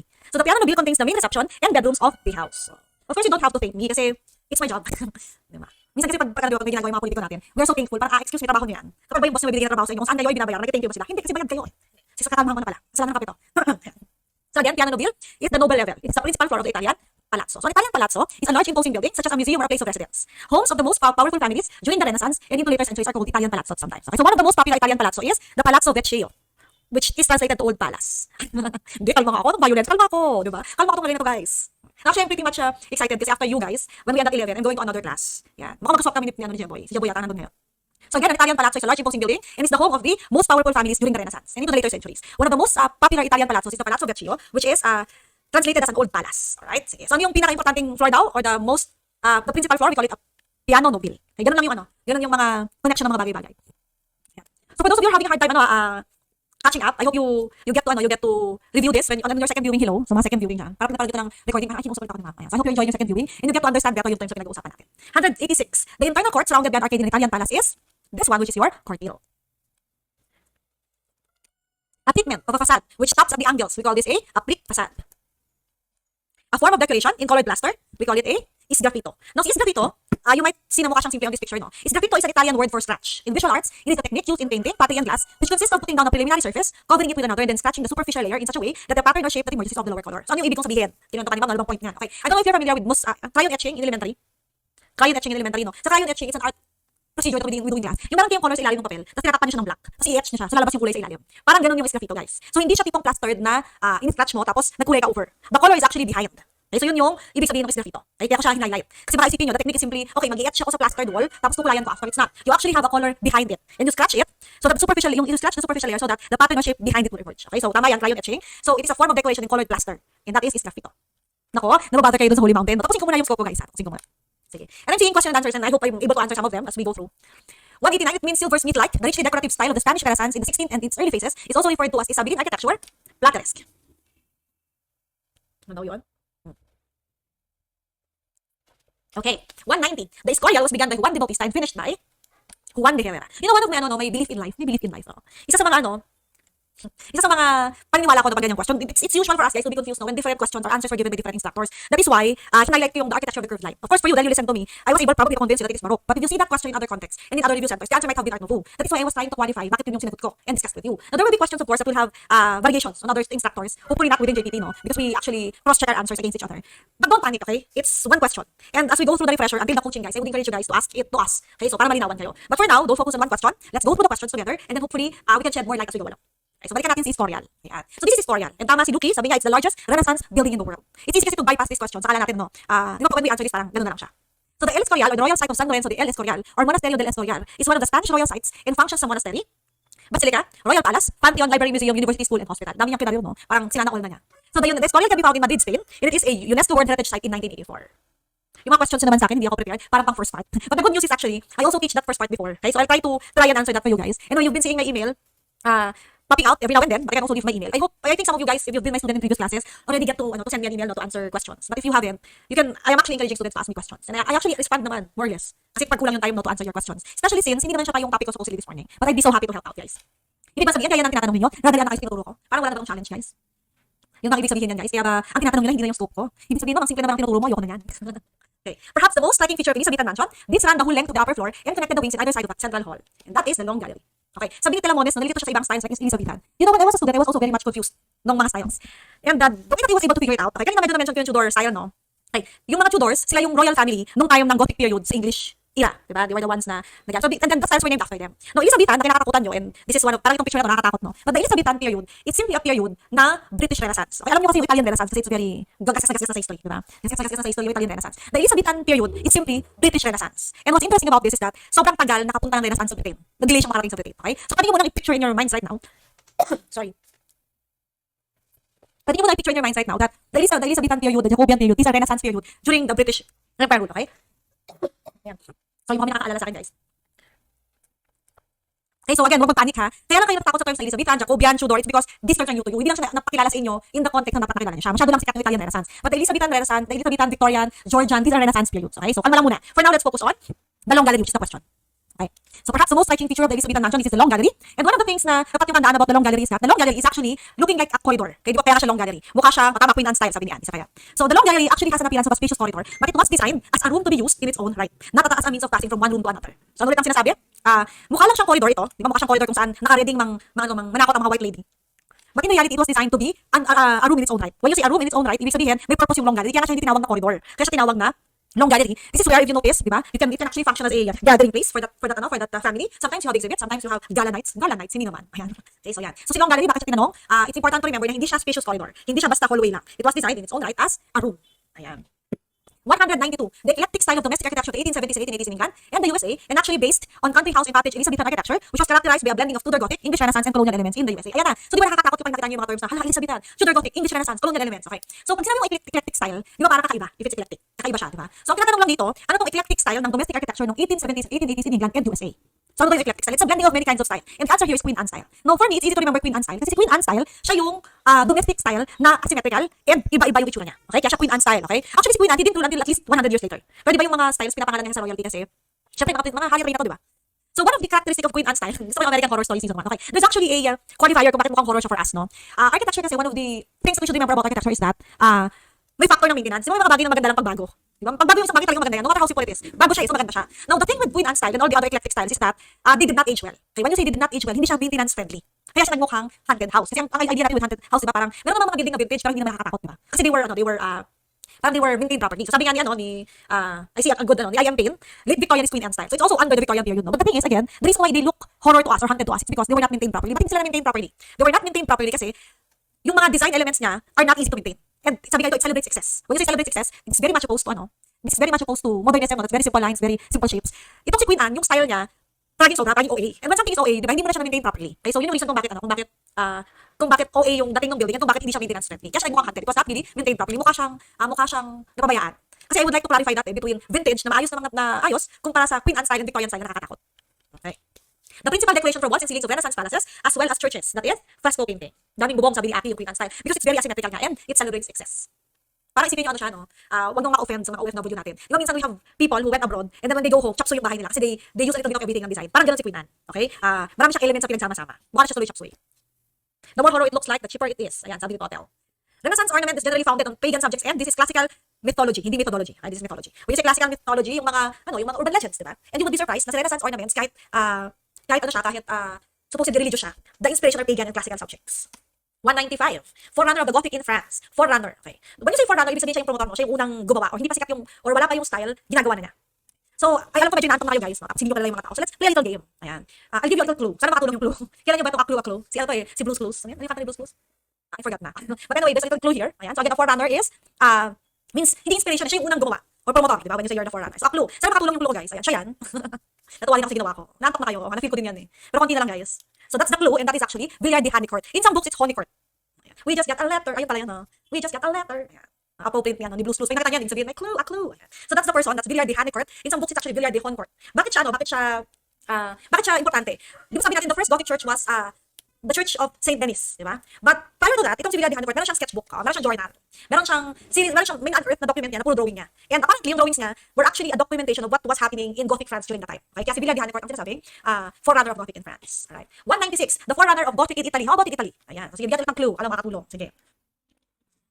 Yan, familiar lang naman sa inyo guys yung mukha niya. Okay, that is Arnolfo di Cambio. Okay, so that's Arnolfo di Cambio. Arnolfo di Cambio actually did the Church of Santa Maria del Fiore. Sabihin niyo, makakala ko yung domo si Filippo Brunelleschi. It's not. The dome was by Filippo, but the church actually was by Arnolfo di Cambio. It took years before the dome was finished. Natapos na Arnolfo di Cambio yung church, wala pa rin yung dome. Kaya may solong competition na ginawa doon sa dome. Okay, so si Arnolfo di Cambio is the forerunner of Gothic in Italy. He actually did the Santa Maria del Fiore church, but the dome was done by Filippo Brunelleschi. Isa pang baka pamilya sa inyo guys, pinag-usapan natin kanina. It's Palazzo Vecchio, which is one of our more popular Italian palazzo, diba? Or the Old Palace was also done by Arnolfo di Cambio. Okay, forerunner of Gothic in Germany. Okay, that's the guy. And that is Peter Parler. Ito natandaan ko to kasi Peter Parker eh. Diba? As a fan of Spider-Man and everything. Wala na akong trivia kay Peter Parler, sorry. One of the forerunners of Gothic in England, you have this guy, who is Henry Yeville. No, sabi one of the forerunners. So who is the other one? We have Jan Spudny. Okay, so dalawa sila. So a quick summary of them. So in France, it is Villar de Honcourt. In Italy, it's Arnolfo di Cambio. In Germany, it's Peter Parler. In the United Kingdom, it is Henry Yeville and Jan Spudny. You can still discuss more about them, or you can still read up about them, but you don't need to panic at this point. Guys, panic na ba kayo? Again, focus on the refresher notes. It's important that you just, get to know these people. But from experience, hindi siya tinanong time namin. Hindi ko alam kung bakit. But I did remember them because of repetition. Yeah. Pag 2 forerunner 4 sila, ano yun? Funny yun, Uncle Ben. Hindi. It just so happened na 4 yung tinanong na bansa. But in different countries, there will definitely be forerunners. Okay? Gusto niyo yung benta yung kay Uncle Ben. 199. The period known as the early English period of the Gothic style in England, and which is less massive in character and simple in ornament, is the... So sa styles ng Gothic period, I hope you remember this, you have the first or the early English period is lancet. It was during this period of English Gothic when the triforium disappeared due to the increased height of the clerestory and aisle windows. And then, this is the rectilinear period. Okay. So kanina, we talked about that the clerestory is the higher one, and then under that you have the triforium, no? So there was a time na nawala yung triforium, and that is the rectilinear period. A molding made up of convex and concave curve, and which could also be applied to an arch, is called this molding, which is the Oggi molding. Now, this part of the questions, no, yung mga molding, there are a lot of questions about this in your refresher, but you might notice na hindi na siya tinatanong palagi. So ano yung good reference? Kasi I saw a question kanina. Saan okay yung reference ng sorry, I'm multitasking guys, may kinokopya lang akong file. Ayan. Nagtatanong kanina, ano yung okay na refresher na notes for HOA, no, about daily teaching. For me, ang okay na refresher is just knowing the topics and counter-checking it in a simple way. So mostly churches, mostly itong mga molding, tingnan nyo lang siya sa ano yung pinakamadaling matandaan. Tapos ano ba yung nakatulong sa akin? Bannister Fletcher kasi is too complex for me. Si Bannister Fletcher para sa Lord of the Rings na level. I think what helped me also bukod kay DK Ching is I forgot the name of the History of Architecture. I forgot the title. I forgot the author, but History of Architecture. And of course, yeah, notes ni JPT. It also helped me during the time. Ayan. So, ang sabi dito, it's a molding of a convex and concave curve. Naalala niyo pa itong concave and convex. So, sabi si Architecture 101. Yeah, that's also good. Architecture 101. But Architecture 101 kasi help me more sa, sa theory of architecture. Not necessarily not necessarily yung history itself. George Salvan, ayun, thank you, my dog Step on a key. Ayan. Yeah, that's true. George Salvan also helped me out. And on that note, si George Salvan actually yung reference ko sa karamihan sa mga molding. Ayan. So, a quick review guys, concave and convex. Pag cave, pa kuweba. So, yan, ito yan, concave. And then convex. Ang tinandaan ko lang dati nung physics ko nung college is concave. Para yung kabaliktaran niya, siya yung convex. Diba ano ko yan? Siya sa mga study hacks ko. If I have to remember two things, isa lang natandaan ko, para matandaan ko yung isa. So, concave, pa, kuweba. So, this one, the OG curve is a combination of concave and convex. A term applied to any rib other than the ridge rib, which does not start from the springing of the vaulting compartment. And that is the Lierne. So, si Lierne, nakita niyo siya kanina in your discussion on Gothic when I was just starting. The pattern produced by the Lierne is called the stellar vault. So, if you have a lot of Liernes going together, you would notice that they are combining to a pattern that we can see in a stellar vault. The stellar vaulting led to a vaulting which is also called the conoidal vault. A type of open timber roof in Gothic England, which consists of a series of trusses repeated at intervals to support the intermediate purlins and rafters, in whose object is transmit the thrust of the roof as low down as possible in the supporting wall. Now, we mentioned kanina in a more recent question, or previous question, sorry, that during the time of the Gothic period, they used timber trusses. And because of that, nagkaroon ng iba't ibang variations ng types of open timber roof. Now, this answer, guys, you can see on the George Salvan reference. Hindi ko lang siya in-expound on this slide. One, because I don't feel that you should exert a lot of energy on this, but I wrote it down for you guys to remember. For 205, the answer is hammer beam roof. And hammer beam roof is one of the medieval open timber roof types during the English Gothic period. So itong slide na to, guys, this one, I will not discuss this thoroughly, but you can see this slide, D.K. Ching and George Salvan book. There's a discussion on that. But siguro for you to remember, ang favorite naman nila ng tanong, si tie beam tsaka si hammer beam. Ayan, tama. Nasa cover page ng D.K. Ching. Sabi ng mga nagpapala. Ang sarap ng tingin ng gano'n, yung nakita kang image tapos nakita ko to somewhere. So that's good if you get to. But ang idea lang behind this is that during the medieval period of the English Gothic time, their trusses are timber. And because of that, nag-iba-iba yung shape ng roofing nila because you have different modes or ways of doing it. So walo yan. Alright? But for this 205, the answer is hammer beam roof. In 206, a Norman convex molding, usually 3/4 of a circle, applied to an angle, a form of roll molding that is a boltel. Hala familiar. A roll molding in which two faces meet in a blunt aris, that is a pointed boltel. Ay, sorry, edad man yung nasa ilalim ha. Nag-sketch naghanap lang ako dyan ng sketchy thing. Alimutan nyo nakita yung nasa ilalim. Anong book ni D.K. Ching? Visual Dictionary of Architecture is the key. May kaibigan ako yun na inaral, top 7 siya. Seryoso, ewan ko, unless naglolo ko lang siya. Ay, dead man yung picture sa ilalim. Hindi ko lang na-delete yun. A late Gothic molding consisting of two OG moldings with convex faces adjoining, that is a brace. A molding of the decorated period consisting of a slight convexity followed by hollows. That is a wave. Wala, hindi ko makuha yung last na. Sorry, I'm checking my slides lang as we go through. Yun ang hirap ng maraming version ng slides no? I try to update kasi my slides every session para makabago ang lahat. Wait. Ayan, okay. A molding formed of two OG curves meeting in a sharp aris, that is a keel. Huwag kayong pipikit. A molding, the end of which projects over the other part, that is a scroll. Okay. Guys, the reason why I'm just browsing through it is because I don't want it to be stressed on the molding. And again, there's a reference, actually, in your D.K. Ching and your George Salvan. But if you don't have a reference, sige, email nyo ko guys. Iwan ko email ko mamaya. You might, if you want to still read them or review them, but my personal take is, you can use this refresher notes na lang. A wide, flat, hollow molding, so-called because it encased bunches of foliage, is a casement. The projecting molding over the heads of doorways, windows, and archways to throw off rain is dripstone known as, now this one, madali sa inyo to guys kung ano nyo, kung napipicture nyo. Tapos a projecting molding over the heads of doorways and windows, and that is a hood molding. Again, minsan ang hirap lang ang hirap lang siyang i-picture or imagine, but when you get to see the image, you will realize, okay, so yun pala yun. Huwag katakutan masyado ang mga molding, okay? It is the period in French which is characterized by pointed arches and geometric lacerid windows. So it is pointed arches and geometric lacerid windows, that is lancet. Lancet is Gothic, the first period of Gothic. The period in French Gothic which is characterized by circular windows with wheel tracery, that is rayonnant, di ba? Lancet, rayonnant. So during the Lancet period, pointed lang yung mga arches na nakita natin, very simple. During the rayonnant windows, this is the time wherein natutunan silang gumamit ng circular windows and even wheel or rose windows. So that's rayonnant period. And lastly, the period in French Gothic which is characterized by flame-like or free-flowing window tracery, that is flamboyant. Restored by Violet Deluc in 19th century, this best example of a French Gothic castle stands on a rocky height above the village, enclosed by a cliff-like wall of 20 feet thick, and that is Chateau de Pierrefonds. Ayan, so ito siya, Chateau de Pierrefonds. Nakaangat siya sa rocky height above the village. So parang siya, parang if you can imagine yung Sleeping Beauty dati, na napuno ng mga halamanan. Ayan, that's very Sleeping Beauty castle. These are known as town halls during the Gothic period in France. So nung time ng Gothic period sa France, ang mga town halls ay tinatawag na hotels de ville. One characteristic feature of the German Gothic is its use of brick. For those of you asking for break, yes, we are going to have a quick break before we start with 19th and 20th century questions. So I have to transfer the file para. So kalma lang kayo guys. And we only have 378 items in history. I'm very confident that we can finish it by 11 o'clock. So again, kalma lang guys. 220. Special characteristic of German Gothic was having the nave and the aisles approximately of the same height, resulting in the absence of the triforium and clear story. So di ba alam natin pag Gothic, as we've seen in the section kanina, higher yung gitna ng nave, tapos lower yung nasa gilid. But there was actually a time, especially in the German Gothic, na pantay yung church mo. That's why they call it a hall church. Ay, oh my God. May nagalit. That's why it is a hall church. So again, it is a characteristic of the German Gothic, having the nave and the aisles approximately of the same height. Kaya nagmukha siyang isang malaking hall. Kaya it's called a hall church. Ayan. The most impressive church in Belgium, and which has one immense tower with spire reaching a height of 400 feet. That is Antwerp Cathedral. Antwerp Cathedral. Considered as the most typical example of hall church in German Gothic. That is S. Elizabeth Marburg. Pag nakita ko yung S, guys, ibig sabihin yan Saint Elizabeth or dapat siksi lang nila yung saint na term. The largest Gothic church of Northern Europe, covering about 91,000 square feet and forming as an imposing monument with its great towers 500 feet high, is Cologne Cathedral. Okay, so that's Cologne Cathedral for 223. Gothic character of verticality was neutralized in Italy by horizontal cornices. So yung Gothic character divides very vertical, it's a high height. So what they do, so that they can neutralize it, although syempre ano lang to, symbolically lang nila kayang neutralize, hindi nila ginawa ng mas marami pang vertical elements. They instead use horizontal cornices to counteract the verticality. The second largest medieval cathedral is Milan, and the largest one is Seville. Let me just get something that dropped, guys. Okay. 226. The author of the book De Re Edificatoria, the first architectural book published with movable type, which helped the revival of the old Roman style. Okay, so prior to De Re Edificatoria, there's a book during the Roman times which was written by Vitruvius, and the name of that book is the 10 Books of Architecture, diba? Now, when the Renaissance happened, there was a guy who wrote something about this, or who patterned the book to Vitruvius' 10 Books of Architecture, and that is De Re Edificatoria, or on the aesthetics of building. And that is written by Leon Battista Alberti. Anong difference nung libro ni Alberti sa libro ni Vitruvius? Bukod sa original yung kay Vitruvius. What Alberti did was, while Vitruvius focused on how the building types were done, or paano ginawa yung mga building, si Alberti, he was actually providing notes on how a building should be built, not how they were built. Okay, so clarify ko ulit yan ha. Si Vitruvius, ginawa niya yung librong 10 Books of Architecture, just writing down paano ginagawa yung mga building during the time. So wala siyang ambag kumbaga. He was just reporting, or he was just collating the system of building during the time. While Alberti actually provided instructions. So Alberti did how buildings should be built. Now how they were built, not how they were built. So again, the original one is the 10 Books of Architecture by Vitruvius, and the Re Edificatoria is or the Re Edificatoria on aesthetics of building is Leon Battista Alberti. Yan, tama, sinabi ni Chef. The Re Architectural Libretism, the 10 Books of Architecture. Kailangan ba isa ulo ang contents ng 10 books, 5 books? Okay. You know, that's a good question. Sino nagtanong mo?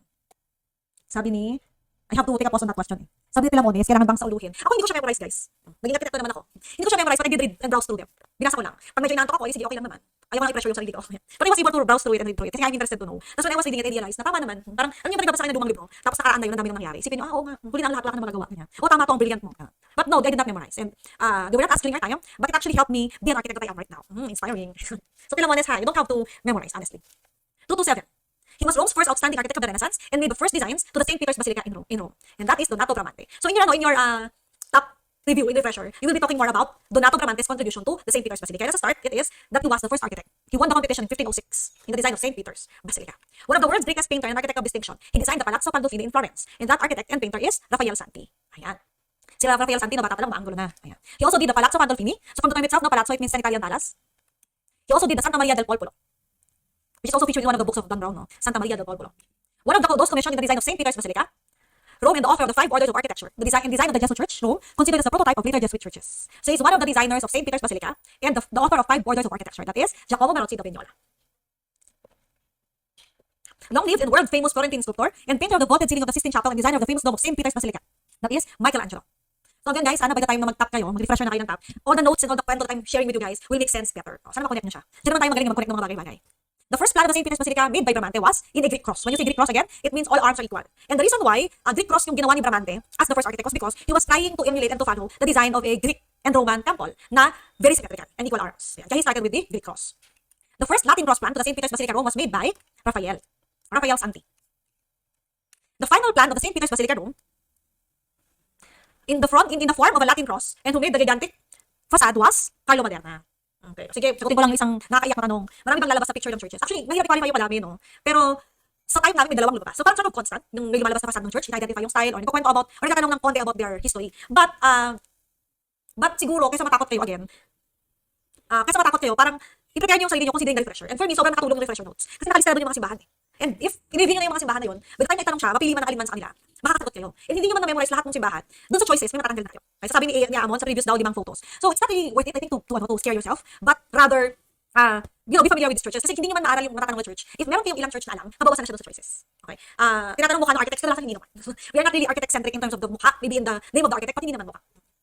Okay, 234. He erected the entrance piazza surrounded by 284 Ionic columns to the St. Peter's Basilica in Rome. Okay, so sino daw yung gumawa ng piazza? That is Gian Lorenzo Bernini. Alright? So I would like to clarify on this item 2 kasi in your top refresher, meron ding tanong about this. Tatanungin naman sa inyo anong klaseng column yung nandun sa harap. And the choices are 284 Doric, 284 Ionic, ganyan. So ang akin lang, konting qualifier lang. Sabi nga ni my iPhone 13 na fully paid, diba Doric yun? Lahat yun, nag-react na, di ba Doric yun? Now, I want to clarify that item. Kasi ang tanong naman dito, sino yung gumawa ng entrance piazza? So sagutin na lang muna natin ng Bernini. But if you are like your classmates who are very eagle-eyed and who wants to make sure na tama yung information na binibigay, no? If you look at the columns, yan, it looks like that. It is actually Doric. Tama, okay. So, in your refresher course, again, may tanong doon ulit related to this particular item. Iba lang yung context, iba lang yung viewpoint na itatanong. But yes, it is Doric. However, upon further review, kung mapansin nyo, and I remember this during my time na nag-review ako, bothered ako na hindi siya Doric, guys, eh. Kasi remember, Doric has flutes.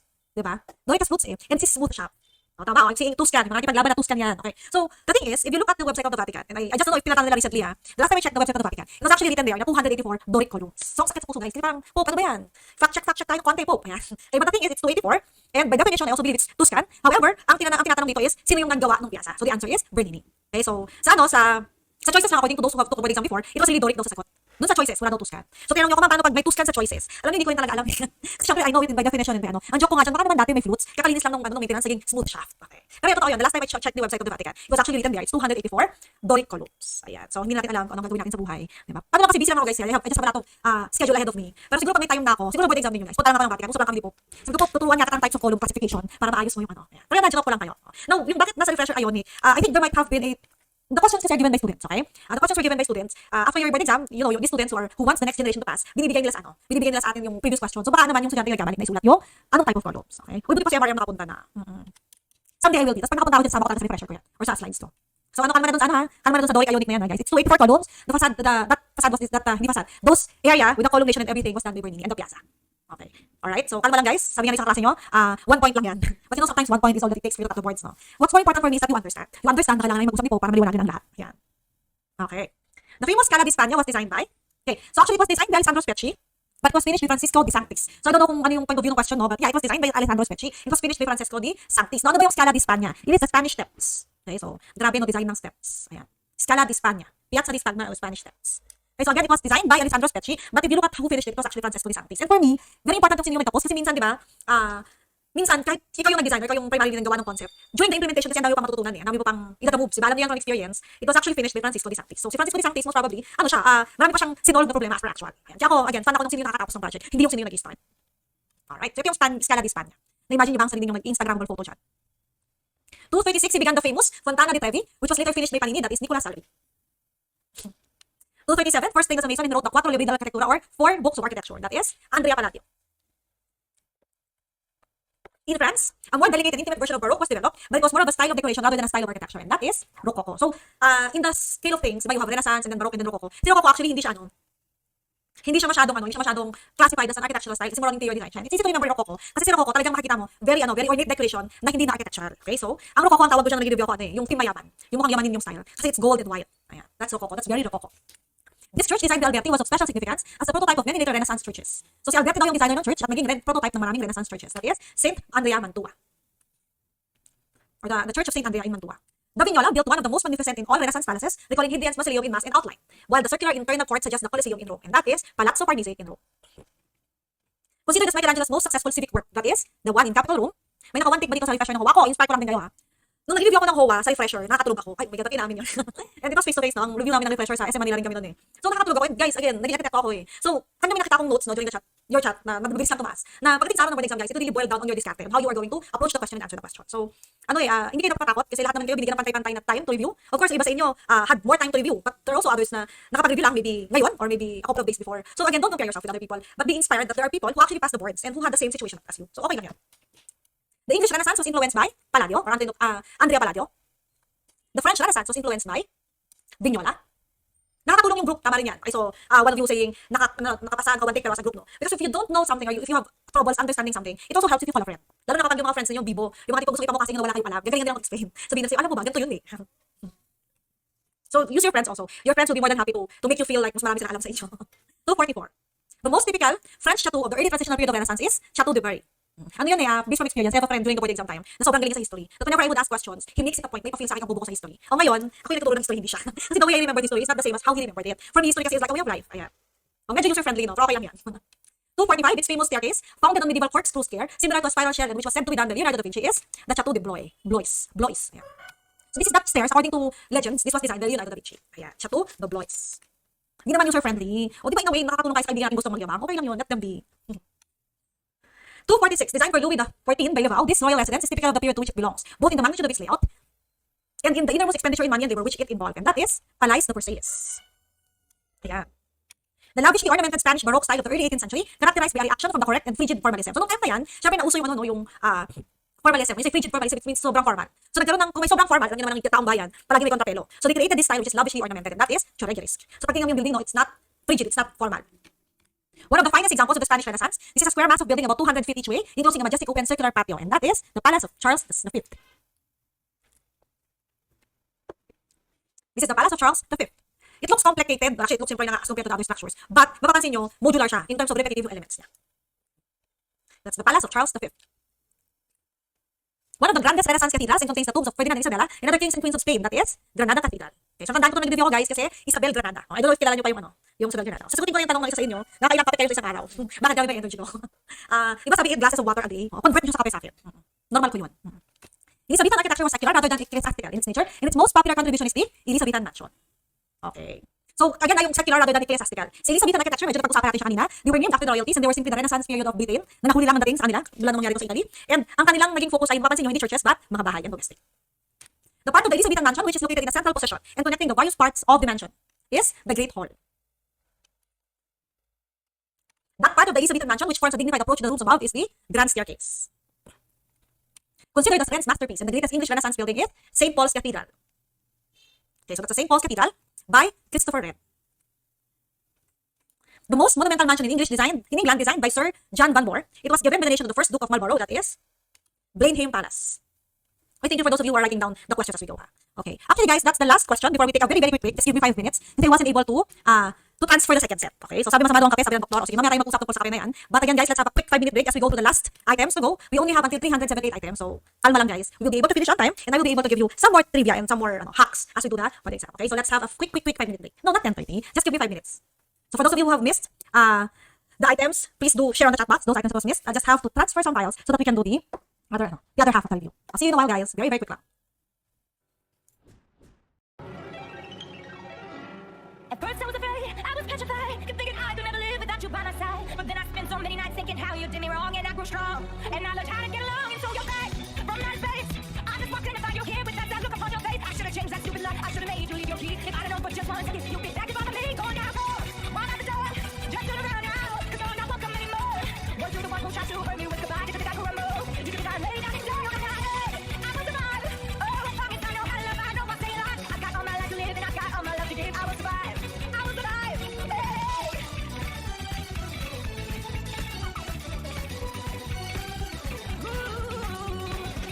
It's a promise that I had, not to fall apart. Can't try hard to mend the pieces of my broken heart. And I spent so many nights just feeling sorry for myself. I used to cry, but now I hold my head up high and you see me. So now you, I'm not that changed little person still in love with you. And so you felt like dropping it and just expect me to be free. Now I'm saving all my love for someone else other than me. Going down low, why not the door? Just turn around now, cause you're not welcome anymore. But you're the one who tried to break me with goodbye. Did you think I could remove? Did you think I laid down and died? I will survive. Oh, as long as I know my love, I know I'll stay alive. I got all my life to live and I got all my love to give, and I'll survive. I will survive. Oh, now go. Why not the door? Just turn around now, cause you're not welcome anymore. But you're the one who tried to break me with goodbye. Did you think I could remove? Did you think I laid down and died? I will survive. Oh, as long as I know my love, I know I'll stay alive. I got all my life to live and I got all my love to give. I will survive. I will survive. Yeah.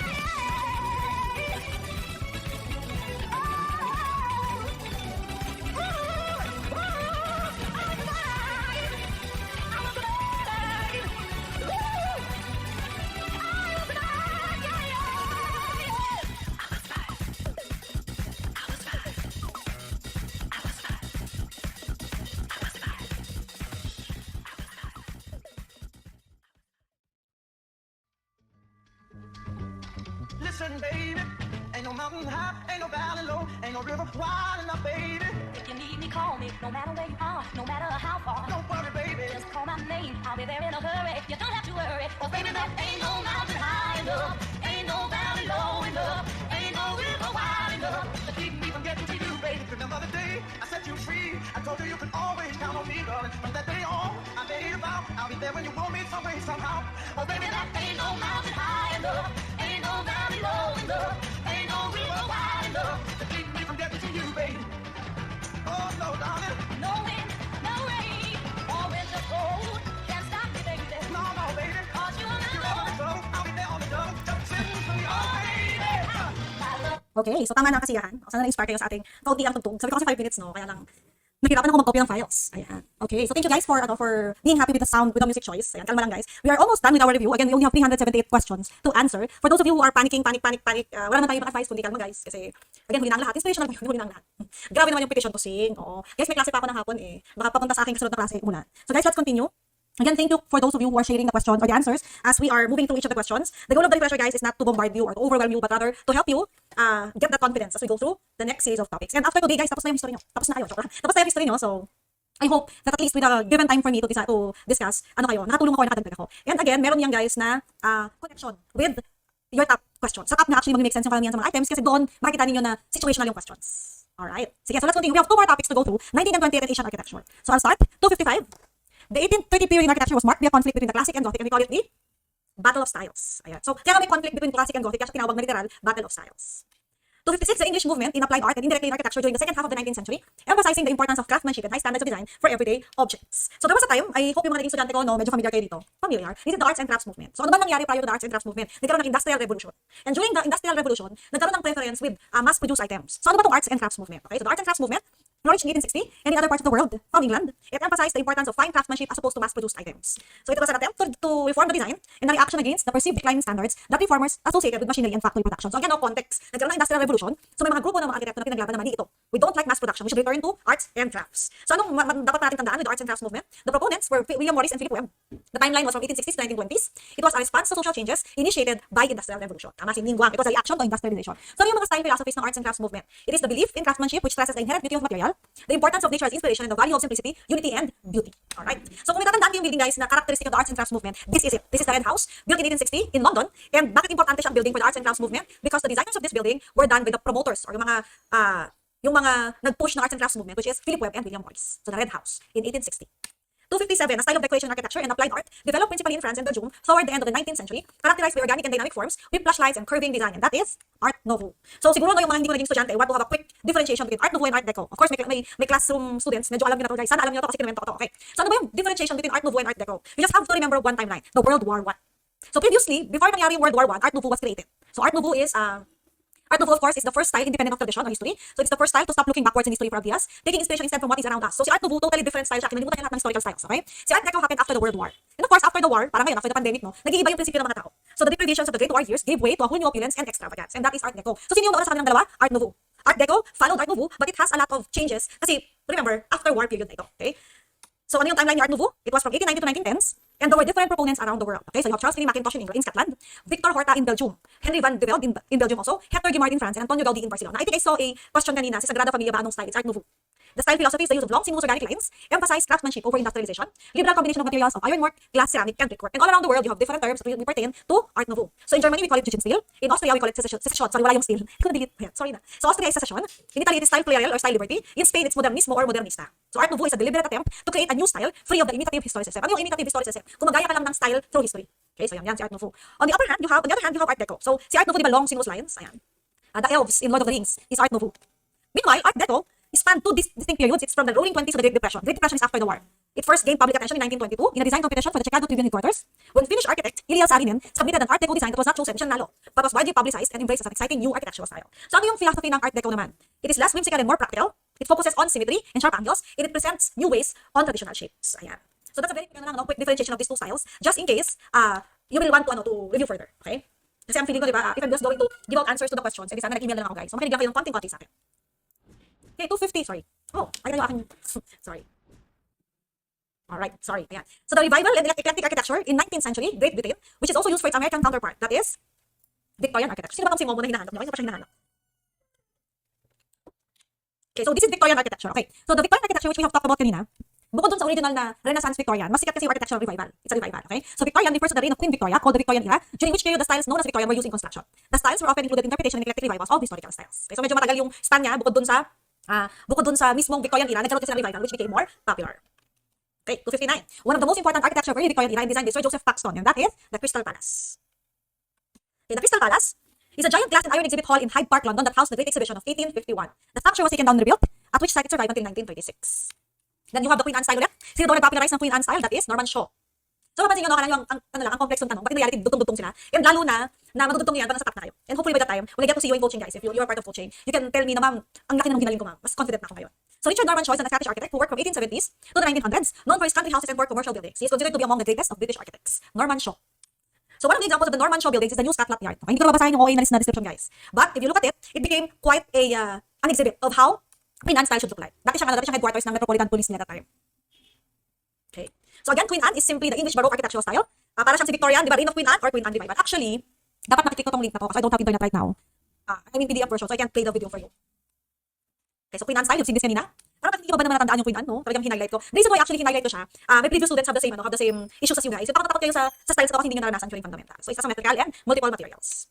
Anong pinagkaiba ng coaching sa refresher? Sa refresher, sinasagot natin yung question that are given to you. Sa coaching kayo nagtatanong sa amin. So lahat ng tanong na hindi namin nasagot doon sa refresher at simulat ninyo nakabagabang sa inyong mga kalooban, ibabating siya sa amin para mas magagawa namin i-explain sa inyo.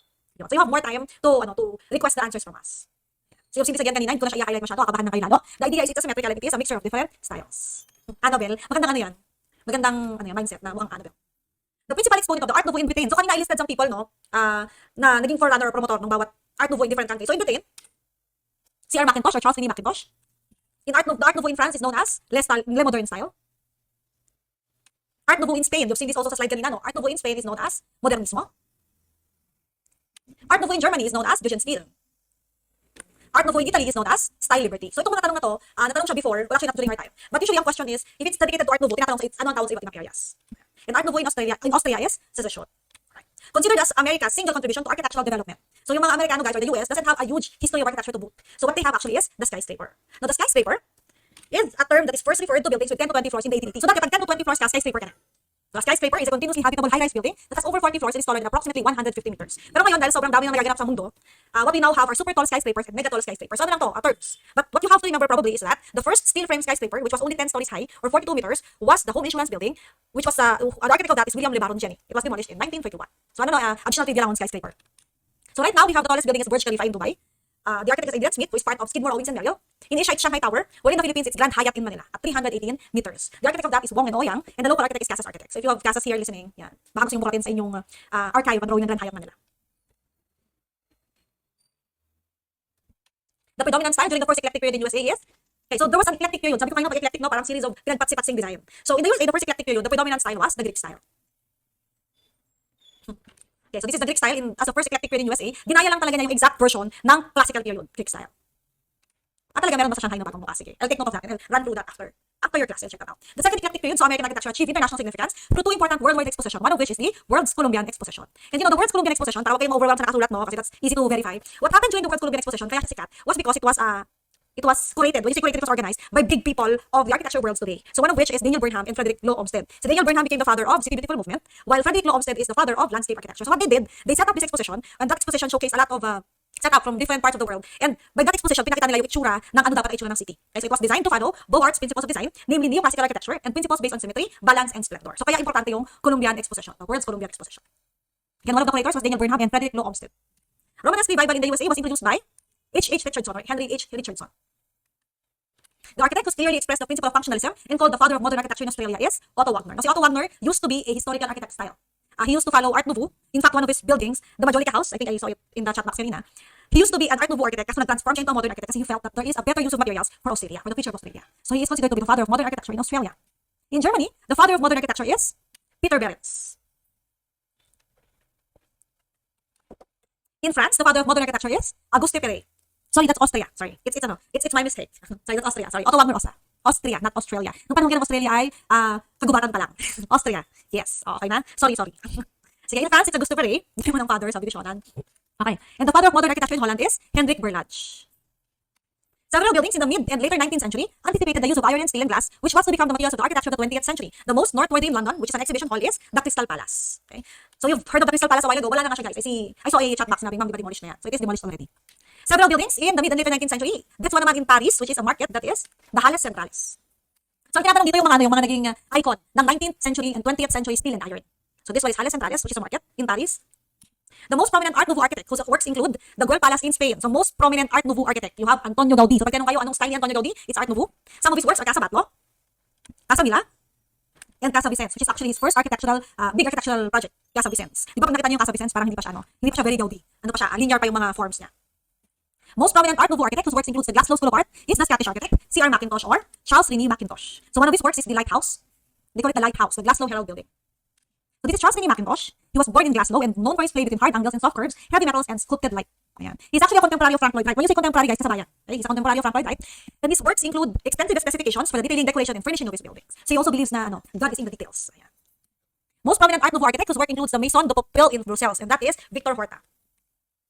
The most famous exponent of the arts and crafts movement, who is a designer, painter, and poet. So we have a quick list kanina of arts and crafts movement, diba? And that is William Morris. So sana itong ganitong tanong, if you know about the arts and crafts movement, medyo matatandaan nyo na, ay, si William Morris to. Okay. And the last part is all about Asian architecture. Diba? Ang bilis lang guys, no? Ang bilis ng mga pangyayari. Ayan. So with Asian architecture, it will run through Islamic, Chinese, Japanese, ano mga limutan ko, Filipino architecture. Now with Islamic kasi, most of the questions are on the parts of a Islamic temple or Islamic mosque. Types of the mosque, parts of a mosque, yan. Yeah. So this plan or this setup, you will see naman later as we answer. Okay. So the term used to indicate architecture in North Africa, that is Moorish. The term used to indicate Muslim architecture in Turkey during its later stages, that is Ottoman. Aabot, grabe naman si my iPhone na Philippine, aabot. Kasi don't have a lot of discussion kasi on the Asia. In a Muslim mosque, it is the large open court, that is a san. Now, the reason why hindi ko pinocus yung discussion lang na mag-explain na ako sa Asian, it's because most of the questions are direct to the point. Kaya ako explain yung first part, it's because sila yung laging kinalituhan, diba, yung Gothic, Renaissance, revivals, yeah. And in your refresher yata, in your regular classes, hindi masyado rin nag-discuss about those terms kasi sobrang dami nila. In a Muslim mosque, it is the fountain at the center of the open court, and we call that a fawara. In a Muslim mosque, the reading desk is something what we call bika. Ayan. So yun, again, pag ito kasi yung tanong mga Asian, terms talaga siya. Hindi siya masyadong, unlike Gothic nga kanina na we had to review a couple of things. So that if hindi man yun yung matanong, matandaan niyo yung ibang items about it. In a Muslim mosque, the niche is what we call a mihrab. So niche, no, it's like an opening or a section in a wall. That's a mihrab. Thank you doon sa nagsabi, meron ito sa complex class natin. The term used to indicate the Friday mosque. Diba there are different types of mosque, and if it's a Friday mosque, we call it a family masjid. The Muslim form of surface ornament, which is similar to honeycombed work. This is one of my favorite aspects of the Muslim architecture. That is stalactite, and we also call it amukarnas. Okay? So, ang mahirap lang naman sa Islamic and other culture architecture series is that pag hindi ka familiar sa terms. But if medyo nakasanayan mo na siya, and in terms of Islamic naman guys, very iconic siya, no? Makikita mo Islamic architecture to. Kasi it's very culturally based. Abdominal mound containing relics of a Buddha, that is a stupa. So yung stupa in your top class, I remembered, there will be a discussion on different types of stupa and their function in your theory of architecture and principles of planning refresher. Okay, I think after this class, you should be able to browse already your top questions. Gateways, okay, different gateways, different terms. A gateway to a Dravidian temple for Hindu is called a gopura. So a gopura, titignan niyo siya, no? Gateway lang yan guys. Gateway, so daanan lang yan. Gopura, which is also spelled as gopuram, in South Indian architecture, is simply an entrance to a Hindu gateway enclosure or Hindu temple. So this is an example of a gopura or gopuram in India. Ayan, diba grabe no? Gate parang yan. Anong sinabi ng gate ng mga Western sa atin? Sabi niya mas madali daw ang Asian architecture. Madali in the sense kasi na terminologies lang siya. And very direct, no? Unlike itong mga Western na kung ano pang problema sa buhay. Sabi nila, it's mas madaling matandaan ang distinction. That's true also, no? I mean, that's good because it's our culture. A Chinese gateway made of stone and wood. So, ang tinatanong lang Chinese gateway, that is a Tailu. Japanese gateway, that is a Tori. Diba? May mga tanong na yan, no? Gateways across cultures. Gateway to a stupa, we call it a Torana. Okay. So, gateway to a stupa, that's a Torana. The finial found in the Sikhara, we call it a Kalasa. In the Hindu temple, it is the porch-like hall used for religious dancing and music. So sa Hindu temple, there's an area there that's like a porch, kaya porch-like, and we call it a mandapa. Ang tandaan ko dito nag-review ako, para ka magkakanda ka pa. Kasi that's where you do the religious dancing and music. In Chinese architecture, the color of the roof tile indicates the stature of the persons living in a house. And red is, kapag red ang roof, ng Chinese architecture na nakita nyo, that is for the Mandarin. In fact, if it was not discussed with you sa inyong regular class, there's also a certain, parang pagkakasunod-sunod ng mga heavenly bodies or figures on the roof. May ibig sabihin din siya. Now, if the roofing is yellow, it is used by the emperor. So red for the Mandarin, yellow for the emperor. The early Japanese system of construction, that is Goshu.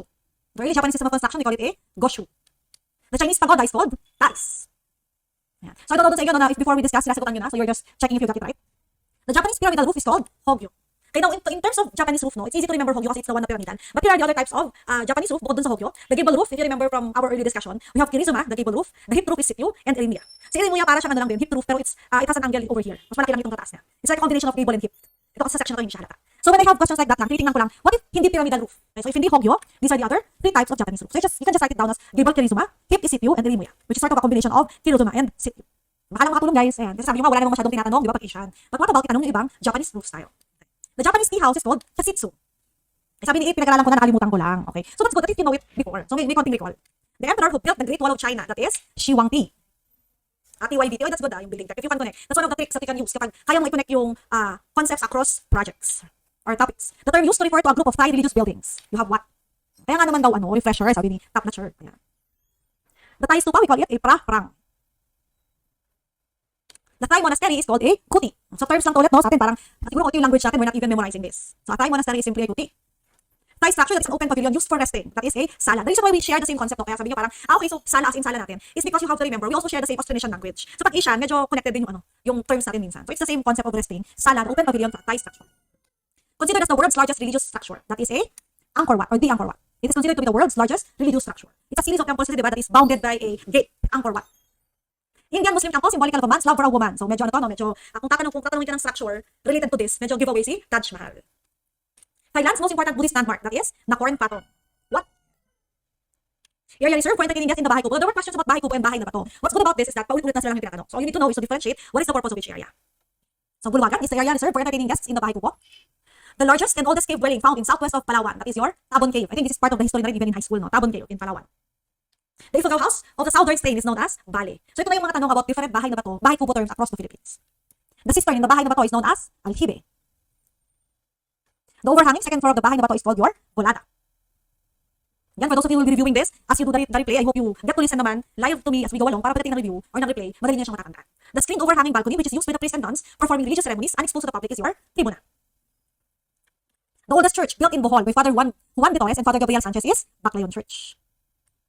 Okay, the material for that Baclayon Church are coral stones and the style is Baroque. Huwag naman mag-iyak sa different vernacular houses. Again, class, the refresher notes, you just focus on that. The first builder was Father Diego Serra and the reconstruction done in 1975 was by architect Francisco Manlosa. This one is the Las Piñas Church and this is the one na may bamboo organs doon. Okay, kung matatandaan ninyo. Yan. The church in Ilocos, which has the famous Sinking Bell Tower. So the Sinking Bell Tower Church in Ilocos is Dalawang Church. Pero itong Sinking Bell Tower na to, it's actually a couple of meters away from the church. Okay, so along Abisi Road, about 85 meters from the Dalawang Church is the Sinking Bell Tower. The reason why it's sinking is because hindi nila napansin that it was actually built on sandy soil. So dahil katapusin ko yung numbers class, I will chill, no. This is up to 378 lang, guys. So we might as well enjoy the numbers. So this is the Sinking Bell Tower in Ilocos. I just have a couple of poses sa church para you remember. The emergency hideout located behind the headboard of the Sultan's bed is your pili. Can you imagine gano'ng kalaki yung headboard ng Sultan, di ba? Kasi meron ka pang taguan or hideout behind the headboard. Ganun siya kalupit. A detached structure from the bahay kubo where palay is kept. So sa bahay kubo, unlike the bahay na bato, yung storage niya ng palay, separate building. And we call it a kamali. A low table found in the bulwagan is called a dulang. So low table found in the bulwagan is the dulang. The greenery in traditional bontok house is known as your falik. Okay, if you will ask me, ano yung reference? It's one of my references din bukod sa mga notes ko when I was in college. It's the book by Severino Fernandez in parang dictionary of visual ng arkitekturang Filipino. Okay. Uses food storage in bahay na bato, that is dispensa. So sa bahay na bato, you have the dispensa as your food storage. While in contrary, ang bahay kubo, you have the kamali. The Ibalay house for the well-to-do families is called Dema. The Apayao house of the northern stain is known as Tinuro. So these are just terms that we call on different bahay na bato or vernacular houses across the Philippines. The passageway in the Mangyan communal house is Palaganan. The only entry allowed to be used by the Chinese in Intramuros is Tarian. So there was a time kung ang mga Chinese racist tayo, parang we don't allow them to enter the main gates or the certain areas. So they're only allowed entry in Tarian. Oh, sorry, if the answer is not on the choices, please write it down. Ayan, sorry. Hindi siya nailagay sa choices malamang, but I was able to answer it lang dun sa question. The Maranao Royal Church House, ancestral house for the Dato and his family is called Torogan. Marami bang lumalabas na ganito? Well, may lumabas and wala nang ibang dumangkad. So, ganoon talaga. The ground floor of the Buntok House is the Chalanan. Isipin nyo parang entry point. Chalanan. Another name for the Narabuti in Ilocos, if you're from Ilocos, another name for the Narabuti is Dungon. The central space used as sleeping area in Tibuli House is your Loa. Central space for Tibuli House. I was actually surprised na lumabas puro Tibuli houses. But then again, siguro pagkita nilang kumuha ng certain vernacular house, hindi tayo pamilya. The decorative clear story found above the windows of the bahay na bato is your Kalyado. So above the windows of Kalyado, sa baba yung ventanilla. Tama ba? Ayan. The Bontok House of the Southern Stain is called Fayo. The Bajau House used primarily for storage and sleeping is Jianjing. The cooking area for the bahay kubo, we call it a gilier. Now with the bahay kubo, yung cooking area, yung kusina mo kasi may mga different parts pa. Diba? You have the gilier, you have the banggera. So mamaya pag-uusapan natin, lalagay ko lang yung difference between the kusina of the bahay kubo and the kusina of the bahay na bato. The traditional Maranao house for the ordinary members of the community. So if you are just a typical mortal na Maranao house of Nika royalty, you call your house the walay. Parang wala lang, no? Walay. Referred to as the big house in the Ibaran house. The big house is called a raku. Actually for these choices, no, sana alam yung gilier and kamali are not any more choices. So you can choose between the two na lang. So more chance of winning. The traditional Tausug house is called Paisinug. So it just looks like maraming items, no, but in reality these are just terms or concepts of the bahay kubo ng iba't ibang parte sa Pilipinas. The traditional Kankanay house is Binangian. The only surviving structure of the 1945 war in Intramuros, that is San Agustin Church. So in my class, I also say that San Agustin Church is also known as the church built for all times. Kasi sobrang tibay niya na hindi siya naggera or nasira even during the war. So it is the only surviving structure of the 1945 war in Intramuros, the San Agustin Church. In the bahay kubo, the private sleeping room is called a silid. The kitchen and cooking area called paglutuan in the dialect or in the local dialect is also known as gilier. In the kitchen of the bahay kubo, the table on the top, which is the river stone, shoe-shaped stove or kalan is known as the tapogan. So yung mga lola yung may bahay kubo, you would notice yung lutuan nila as in literal na kumukuha ng bato from ilog. And that's the tapogan. Later called banggera, this is used as a place for drying and storing pots and pans, drinking glasses, plates, and other kitchen utensils. And that is bangahan. The unroofed area where water jars used for drinking, washing, and bathing are kept is the batalan. In the eastern house, the lowest level is called sasaran. So pwede yung sasaran. The central area found in the lower Kalinga house is called a tutagon. Central area found in the lower Kalinga house, yeah. The tower atop the Torogan, where the princess and her ladies in waiting hide during occasions, is called lamin. The porch in the Tausug house, when found near the kitchen as an open extended platform and used as a family area, is called pantan. Okay. So guys, yung mga terms ng Tausug house and Ifugao house and all these items, I'm just passing through because I wanted to focus on the churches. But please take note of them lang. The central open space used as sleeping area for overnight guests in the Tibuli house is your loa. In the Tibuli house, it is the side area used as working and conversational space. Now, this one for me is easy to remember because conversational, so blah, blah, blah. Ayan, blah, blah. Found in the Tibuli house, it is located opposite the loa and the blaba and regarded as the area of honor because it is where the head of the house entertains guests and performs rites under a curtained canopy. And that is a neshwong. So talagang tinatime out niyo ako ng 11, nakala niyo naman 7 kayo pumasok. De joke lang. Okay lang, konti na lang naman. The sleeping quarters for the wives and children of the headman in the Tibuli house is called a dofil. Okay, thank you rin guys for writing down the answer. Oh, maraming Tibuli. But this was asked, I think, around 4 years ago yata. The utility area of the Tibuli house is the fatuhu. Found in the ground floor of the bahay na bato, it is where the carriages and saints, floats, or andas are usually kept. So sa ground floor ng bahay na bato, you have the saguan. Okay, kayo naman. Sinajoke ko lang kayo kasi nakagutom na kayo. Again yung nag-start. The horse stable of the bahay na bato is the quadra. Horse stable is the quadra for the bahay na bato. The storage room for keeping old furniture and palay beans in the bahay na bato is known as your bodega. Okay, so ito yung sabi ko sa inyo kanina guys. A quick comparison between bahay na bato and bahay kubo. And may ano dito, may take here is that it's the same purpose. Pero parang ano nga lang yan. Pag mahirap ka, meron kang, pag mayaman ka, meron kang allergy. Di ba? Pero kapag mahirap ka, meron kang galis. So parang ganun lang yun. So, but what you can see here is that yung kitchen for the bahay kubo has other parts pa. So you have dapogan, bangahan, batalan. Kasi iba yung ano niya, iba yung halata mo na si bahay kubo, mahilig magluto yung mga nakatira. As compared sa bahay na bato na kusina, wherein you have servants doing that for you. Okay. So para lang maging marito, para lang kasi iba lang yung tawag, di ba? So makita niyo lang that the giliran paglutuan for the bahay kubo is actually composed of dapogan, bangahan or banggarahan and batalan. Medyo Spanish yung term sa bahay na bato, that's true. Oo. Kasi di ba, remember mga tumira sa bahay na bato or mga ilustrado or mga nag-feeling ng ginalingan or mga nakakakat sa lipunan. The mezzanine found directly underneath the master bedroom and elevated about a meter from the ground is the intosuelo. Enclosed courtyard open to the sky and adjacent to the saguan of bahay na bato is the patio. So parts of the bahay na bato and bahay kubo, usually mga tinatanong. So if you read your refresher, both in history and top guys, it's an easy thing. In the bahay na bato, it is the most immediate room from the stairs and is a spacious hall used for entertaining friends, and that is kaida. The living room where balls and dances during fiestas and other special occasions take place in the bahay na bato is your sala. So it's the same sala that we know right now, right? Living room. The room adjacent to the kitchen used as food storage. That is dispensa. So sa bahay na bato, ang taguan mo ng pagkain dispensa. Kaya pag mahiyaman ka, tapos wala ka ng pagkain, sabihin mo dispensa. Kasi sorry, wala na kaming food. Wala nang laman ng dispensa. The toilet, which is usually adjacent to the service area, that is common. The flat, open terrace open to the toilet, bath and kitchen areas, and also used as a laundry dining space and service area for the servants is azotea. Yes, pantry is dispensa. That's what we use now, yung pantry na term. The overhanging balcony where one can watch processions or parades, passing the street or simply a conversation area overlooking the street is the azotea. So if you get confused with the terms, guys, you can stick to the definitions on your refresher. The cistern used for the storage of collected rainwater and often located underneath the azotea is your aljibe. So kanina nakita ko, someone was asking ano yung aljibe. The space found immediately above the main entrance of the Filipino church. If the Filipino church is built before, yung mas mga luma, makikita nyo, right above the main entrance, you have the choir loft. Pero ngayon, yung mga bagong churches, the priests usually prefer the choir to be in front of them, hindi dun sa likod, sa labas. This church was first constructed by the Jesuit priest, Father Juan de Salazar, and recently declared the national shrine of the Blessed Virgin Mary, and that is the Antipolos Church, which is in the modern style na yung makabago natin ngayon. A witness to several occasions of the Philippine history, this church was the seat of the Malolos Congress and site of the inauguration of the First Republic, built by Agustinian friar Father Melchor Fernandez. It was declared a national landmark on December 1973. Now this one, kung merong simbahan na parang connected sa government natin, this is the church, and that is Baraswain Church. Okay, so Baraswain Church is also known as Baras ng Suwail or the Dungeon of the Defiant. It used to be a meeting place for anti-Spanish and anti-colonial ilustrados. So makikita nyo ulit sa Baraswain Church, guys, sa top questions ninyo.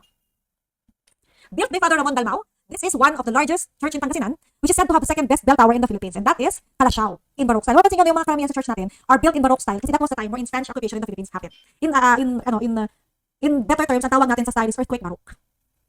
Known today as the Basilica of Immaculate Conception, its first architect was Bishop Domingo Salazar, while the architect of the present church is architect Fernando Ocampo, and that is Manila Cathedral. Si Manila Cathedral ang dami naging changes. But what's important here is that the first architect was Bishop Domingo Salazar, and yung nakikita nating simbahan ngayon, it's by architect Fernando Ocampo.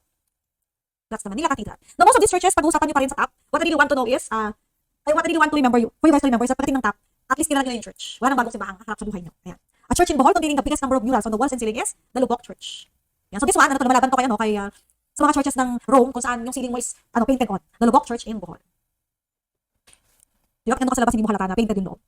Declared as a national landmark in August 1973, this Iloilo Church facade is characteristic with profuse carvings, displaying Filipino folk art in form of stylized coconut tree. So favorite natin tong simbahan if you're in one of my classes. That's the Miagao Church kasi very characteristic yung harap niya with the coconut tree.